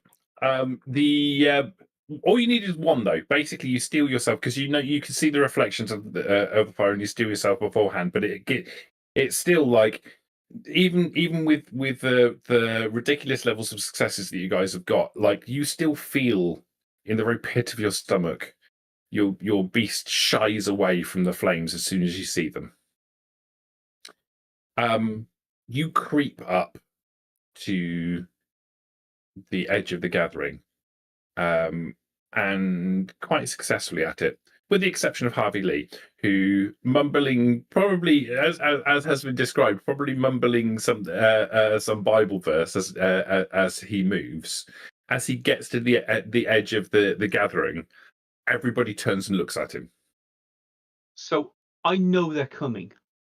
Yeah. And as everyone turns to look at him, I am going to strike. Okay.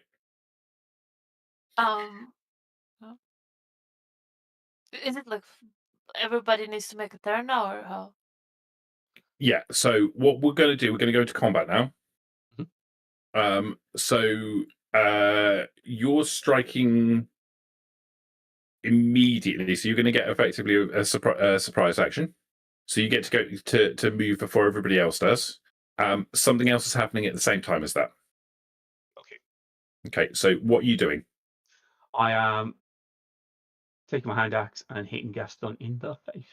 So you what, dropping down from the top of the trains, or Yeah, and okay, and hitting him. okay. Make an attack roll. Okay. Dex melee, yeah. Mm-hmm.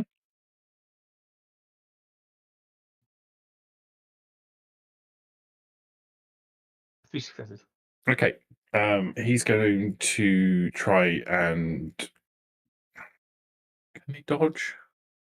I suppose he can because you're surprising him. Okay, he tanks it. So we can cast like spells on the ghouls. Do they count as humans, as in that they cannot resist it or not? No, they can be targeted. No, what They I mean can't is, resist. can they resist? What do you mean? Like vampires, if Well, we cast, they can resist. But can ghouls resist, or are they like humans where they cannot resist? They're humans. Then I will look at one of the ghouls. How many ghouls are there? Well, hang on a second. Do we know? Hang on a second. So Or not? in the first round, Killian drops down and attacks Gaston, right, as a surprise action. Yeah. At the same time that that's happening, you see a blur of motion coming from within the train carriages, and one of the ghouls. You see the blur of motion move from within one of the train carriages into the center and into the other train carriage, and one of the ghouls gets picked up and taken with it. Cool.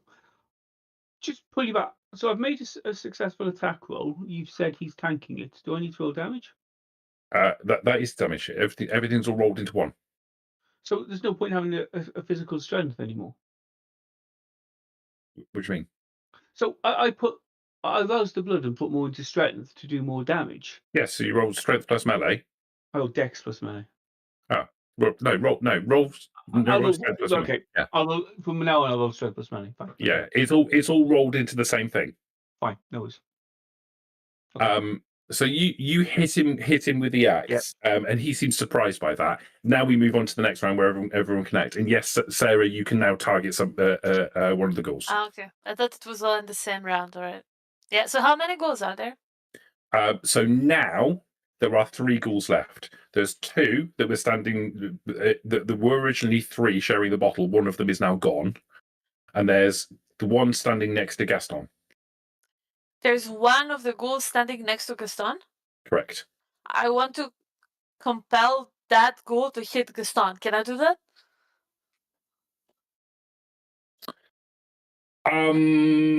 Can you do that If not, With I have compel. another idea. with compel? Let me just check the wording on it. I don't know if this is going to work. Compel. I think I cannot compel it to kill itself, but other than that, I think other stuff works, no? Let me read that. I'd imagine too, but who knows?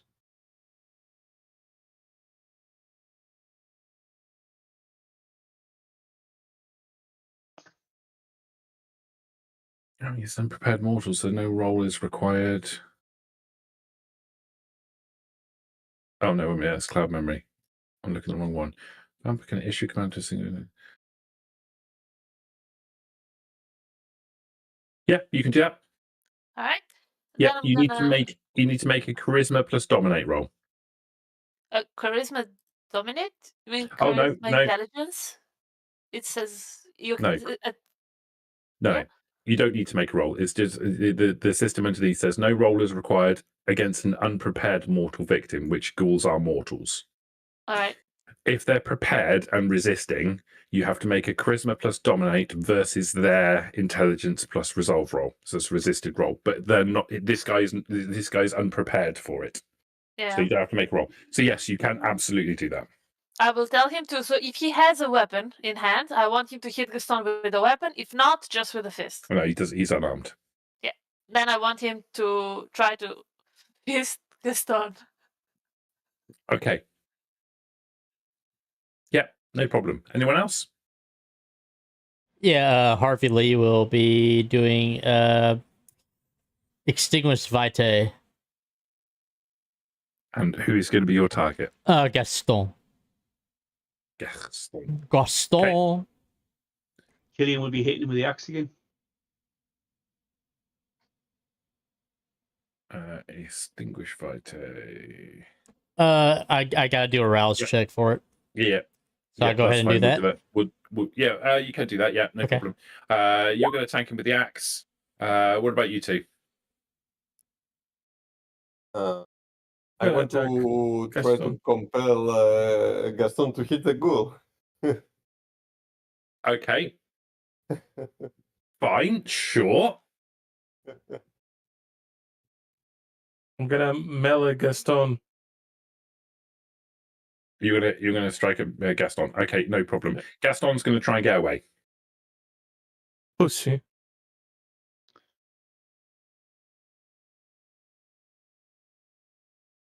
Um, There we go.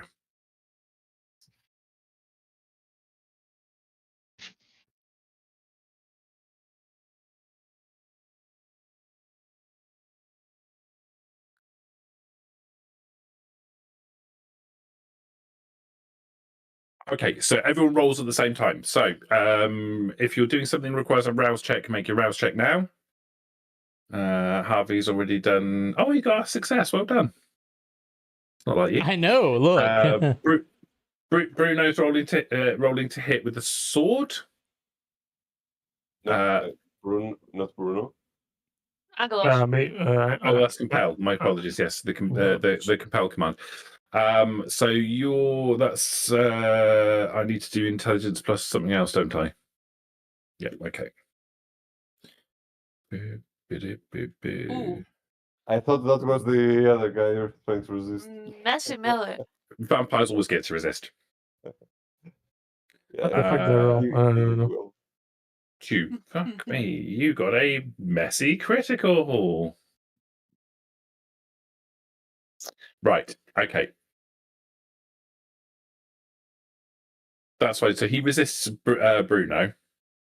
The mortal doesn't resist the compulsion and will make an attack as well. Let's do. And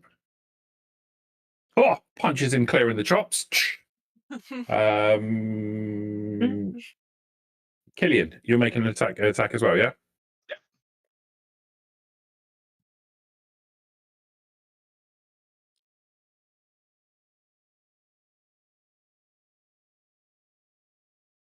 Three more successes. Okay. So that's a total of 3. Does the axe carry a +1 or something? That's +1 to the dice, isn't it? Yeah. Yeah, I will get this fucking right at some point. That's fine. Don't worry about it. It's all good. So 3, 5, 6, 7. Does Peter add +1 for his sword? Yeah, I do. Also, doesn't this also make him a bit more hungrier too? With the Vitae? I think it does more than that. I can do a wall of text if you want to read it. Yeah, would you mind? Yeah, there you go. So I need to make a stamina plus composure check.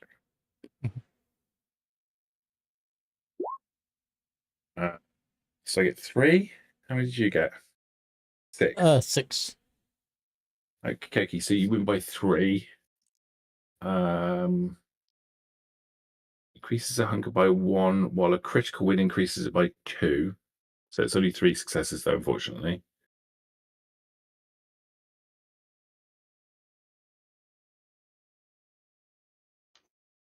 I'm not going to bother trying to roll to figure out who just did that because I don't care. So you give him 3 extra hunger dice. Now he's pretty badly fucked immediately. I mean, a win is it 3 hunger with? I think this is 1. No, like, am I reading this wrong? A win increases total hunger by 1. Not each success increases. Oh no, Yeah. you're quite right. You're quite right. It is That by would 1. be fucking OP, I think. Yeah, that's why I was looking like, is it 3? Because that's really like. No, you're quite right. So you got 3. You got 5. Okay. So the Bruno tries to compel Gaston, and Gaston shakes it off. Delphine compels the ghoul, who suddenly turns and smashes Gaston and full in the face with his fist. At the same time, an axe and a sword impact into Gaston's frame as he's attempting to flee. You see he kind of flickers for a brief second in a similar way to the way that Alistair did, attempting to get away. But you guys all smack him at the same time, and while he is flickering, he does manage to move, but he only moves about 3 or 4 feet and then ends up on the floor, unconscious. Cool. We will pile in and finish him off. What about the other ghouls? So the other 2 ghouls turn, and when they see Gaston lying on the floor, they spring forward to in attack against you. Is it a new turn, a new round now?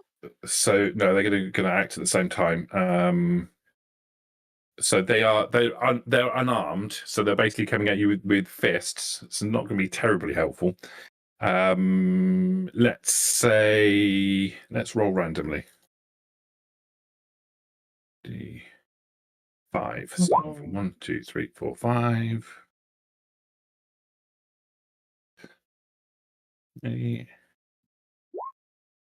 Angelos, you're getting hit by 2. 2 of them are attacking you at the same time.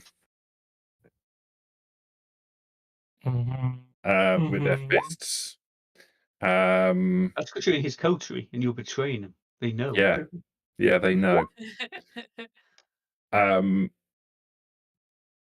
you take 4 superficial damage for me, please? They wail on you with punches and kicks. I just want to ask because I don't know when I'm supposed to use this. Like, have it like a toughness power for my disciplines. I'm supposed to use it like when I announce what I'm doing, or is it a reactionary thing? I don't know. Is it fortitude toughness? Yeah. Give me 1 second. Let's have a look. See, toughness.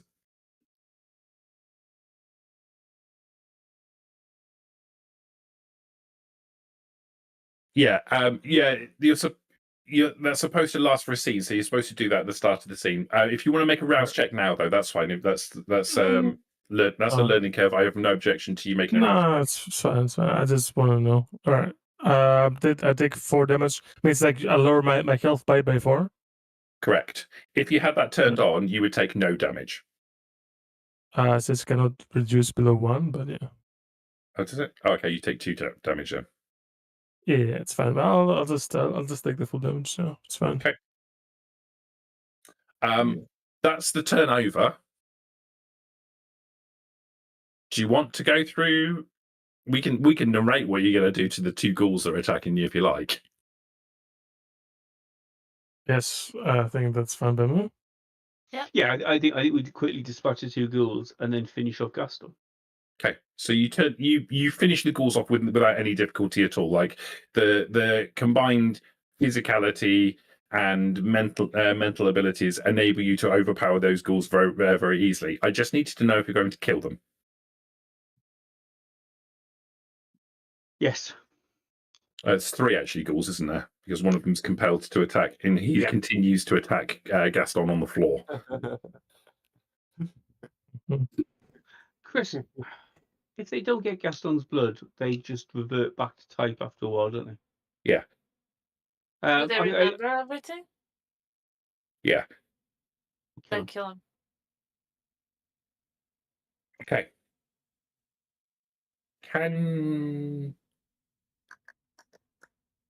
Who's doing it? Not me. I'll kill one because I'm stepping up to finish Gaston. There's a ghoul leaning over punching him, so I'll just kill that guy. Okay. Kill Gaston. I mean, So those 3. I assume I'm killing some ghouls too because they're like kicking the shit out of me. All right. So there's two ghouls that are attacking you that need to be put down, and one that's currently attacking Gaston. Yeah, I'll take that one attacking Gaston. Okay, take a stain for that. Yep. The one of the ones that is attacking you, Angelos, you can take a stain for killing that one as well. I find where stains are. I'll go ahead and do one as well. Like the last one. You can take a stain for the last one. Okay. It's just like on your humanity, just put at the end like the little dash thing. Slash. The slash. Yeah. The same with superficial damage as well. Yeah. Okay. Gaston now lies unconscious on the floor in torpor, effectively. Someone's gonna feast, I guess. Who's it gonna be? I'm feeling quite hangy, so I'm gonna go drink a bit, but I won't kill him off. Just want to drink a bit. Well, while you're drinking, Harvey. Well, hey, Angelos, it's your turn. I got the last one, so I think you might as well just go ahead and get a good old Gaston. The coup de grace is yours. Don't do You know it. what? I will not be a pussy. I will drink him. Are you dabberizing him? Yes, fuck him. He might have a lot of resolve.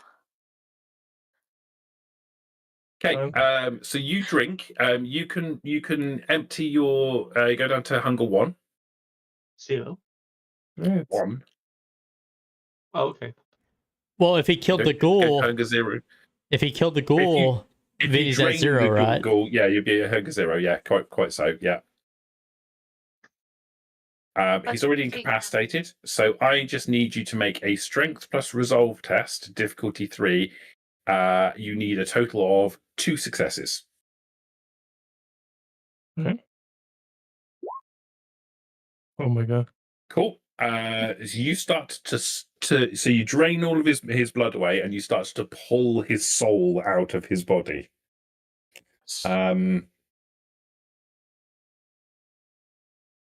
Now I need you to make a roll your humanity plus your blood potency versus his resolve plus blood potency. Okay.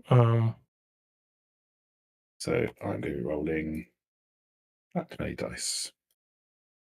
So this is roll d10s, I guess. Right? Yes, so it's your humanity rating plus your blood potency rating in 10-sided dice.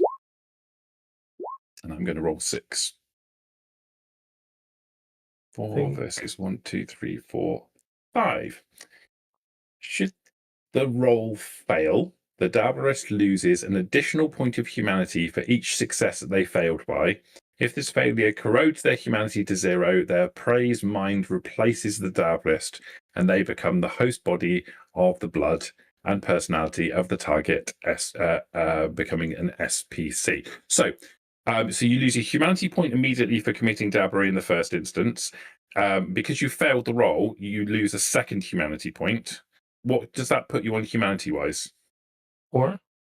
4. Oh, okay, that's fine then. He's not going to take everybody. Yeah, You're that's all fine. good. I'm here. I'm gonna roll like 5 successes out of 6. Why not? You successfully committed dabbery, but you didn't get anything from it.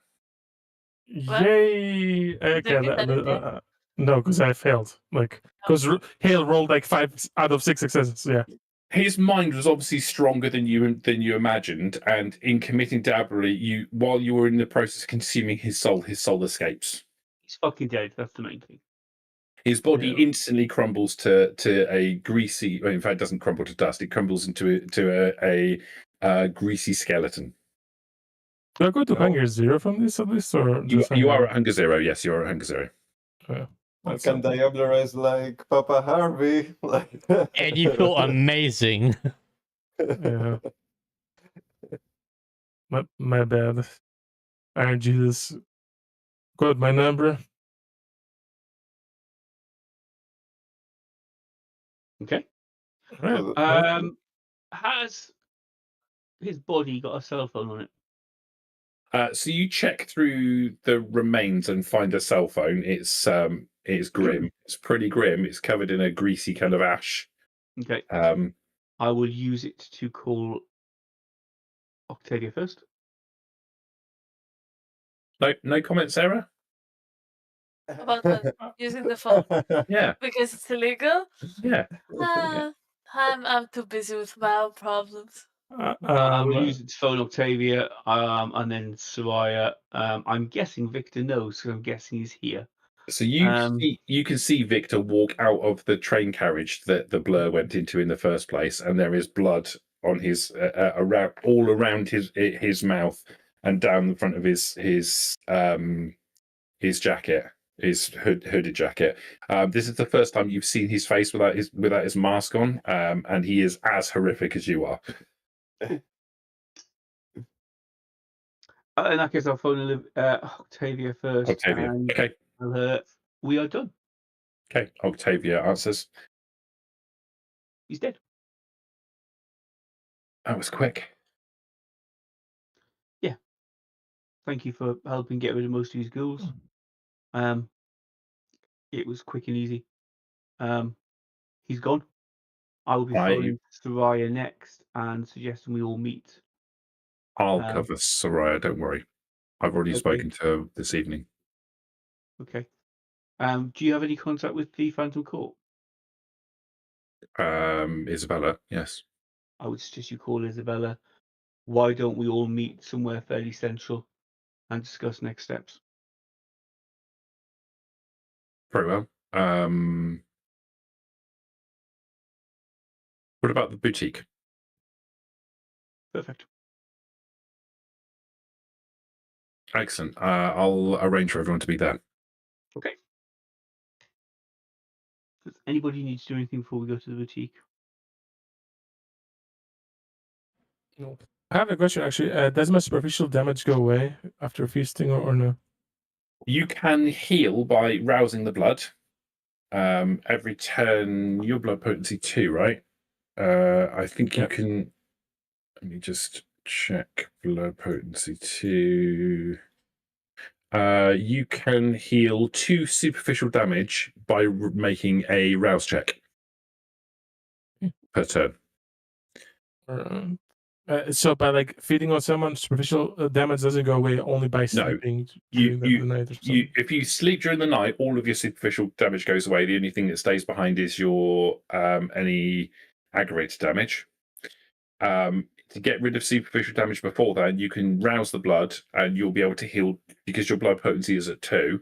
You can heal 2 superficial damage every time you choose to rouse the blood to do that. So can I just say I just rouse the blood 2 times while we're traveling? Okay, yeah, just do it. Make your rouse checks, and you don't get hungrier. That's good. Yeah, you heal all of your damage without getting hungrier, and your own hunger 0. Very good.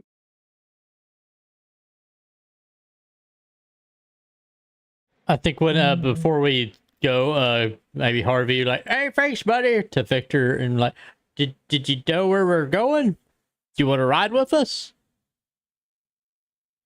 He shakes his head, pulls his mask back over his nose again, and drops down out of the carriage and walks off. Well, shoot yourself. And then Harvey will follow everybody and then get caught up to where we're at now. Okay.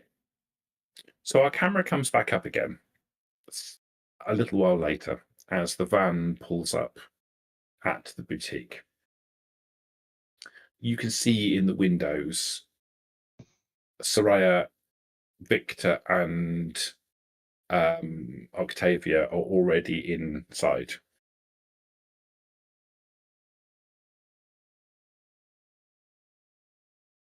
The old man turns the engine off, gets out of the van, and opens the back.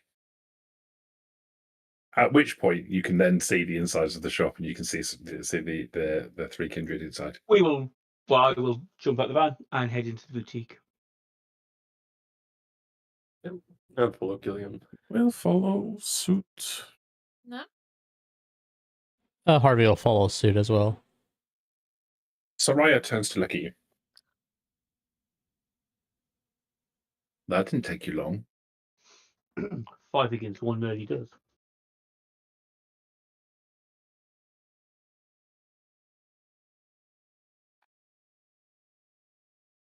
Our deal is complete then? It is. The Phantom Court are on their way.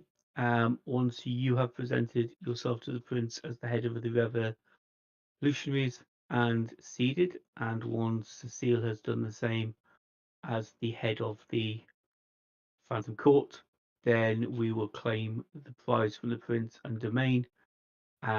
We will cede you the areas as discussed, and Angelos is free to transfer over to your coterie. And we would retain the area that we have already carved out.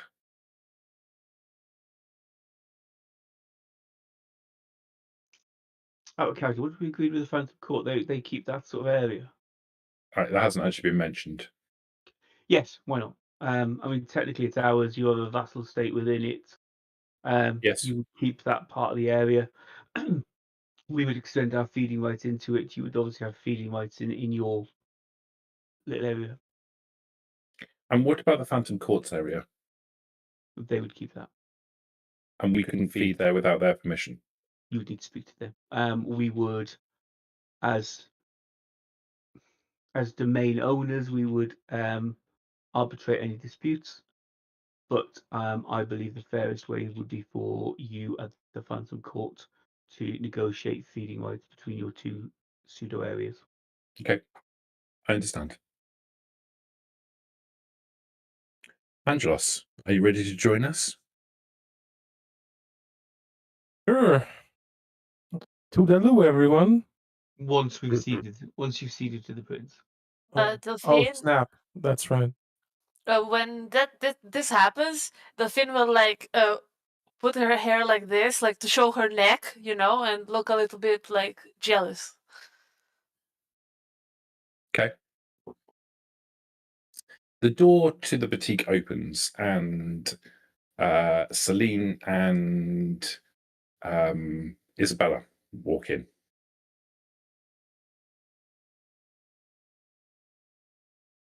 Seems like there's a party tonight, says Celine. Indeed there is. Join us. Are we finally putting this dreadful game to an end? We are. We just need to visit the prince. You need to cede your domains. We need to claim the prize, and then we are done. You need to do one more thing. What would that be? She extends a hand. I think you have a gift for me. Once you've ceded to the prince, yes.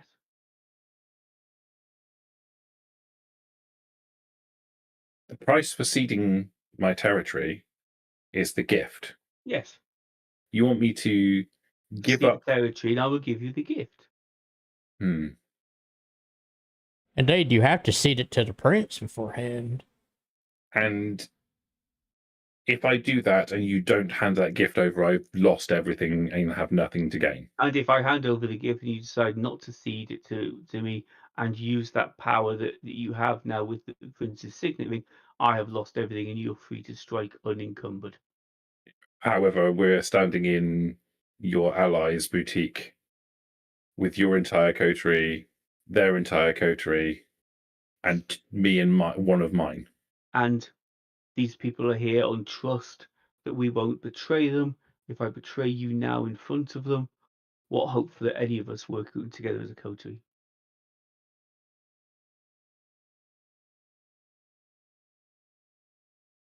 Pick up the phone, see to the prince over the phone in front of us all, That's what I intend on doing. then do it now. And the seal will be yours.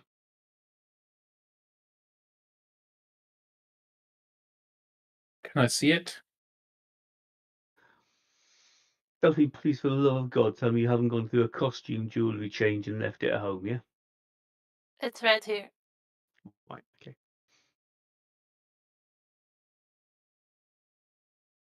Fine. Pass me the phone.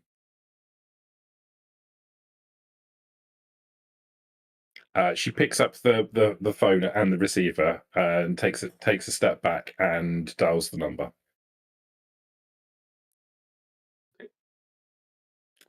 You hear her say, Is it a speakerphone, by the way? Out of character? no, Oh. it's like an old-fashioned rotary phone. Okay. You hear her say, where is it? What's the thing I'm looking for?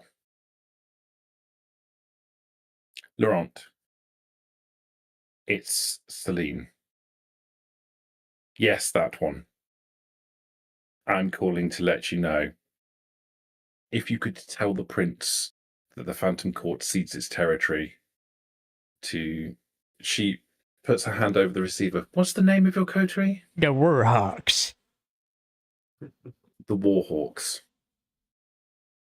Yes, I know. Yes, I know. I'm aware. Just tell him Fine. She hangs the phone up and passes it back, puts it back on the table. It is done. Thank you. She I will holds her hand hand the out. phone. I will. Well, I'll nod to Delphine, and I will hand the phone to Soraya. Okay. She takes the ring, slides it on her finger, and looks pleased with herself. Soraya takes the phone.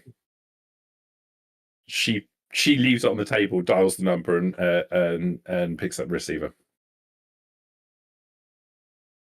Laurent, this is Soraya. Gustav is dead. Gaston is dead. And I'm in charge now. And we're ceding our territories to the Warhawks. Yes, I know. Yes, we're all here. Yes, this probably could have been handled in one telephone call. You're quite right. I will ask for the phone. Yes, Killian wants to speak to you next. Yes, he does look very pleased with himself. One moment. As He has pleased as the- Nosferatu can look. Yeah. She hands the phone over. Is it Laurent? Laurent, yeah. Laurent. Laurent, this is Killian from the Warhawks. We are claiming domain. How on earth did you do this? He's not going to be happy. We played the game. We negotiated fair truces. We killed the outlier. We are claiming the win and the domain and the favor from the prince. You know, winning the game this way isn't going to make him happy. You know there's going to be some comeback to this, don't you? Probably. But we've won the game. Yes. Yes, you have. Bravo. But was he entertained? I think he was. And he's not going to be happy that he has to find other alternative entertainment going forward. We shall see. I have some time slots available. Just let him know. If you would like to let Delphine know, I'll pass it on. I'm sure he'll take it under advisement. Yeah, I'm sure we will. I will pass the news on to the prince, and I offer you my congratulations. I believe I can speak on the prince's behalf when I tell you that winning the game entitles you to claim the entire territory. Mhm. I assume you understand that your competitors ceding their territories, assumedly they plan on staying in the territory. They do. We will be granting them a domain within it. Yes, you have responsibility over them, Yes. but you also have the decision-making abilities as to who feeds in that territory. I understand. And I believe a moderate boon is owed to the victors. Agreed. Good. I'm sure the prince will be thrilled to receive this information. We shall see how that plays out as we go forwards. I doubt it's going to be as clear-cut as you might hope. We'll see. Very well, Killian. Please pass on my congratulations to your coterie mates. I will do.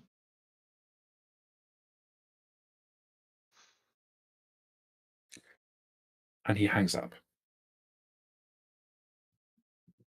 And with that, we will draw a veil over the prince's little game. You have concluded the story. But perhaps there's more to tell. Who can say? Thank you, dear audience, for indulging us in our story. Hopefully, there will be more stories in the future for you to bear witness to. Thank you very much indeed. Bye. See you later.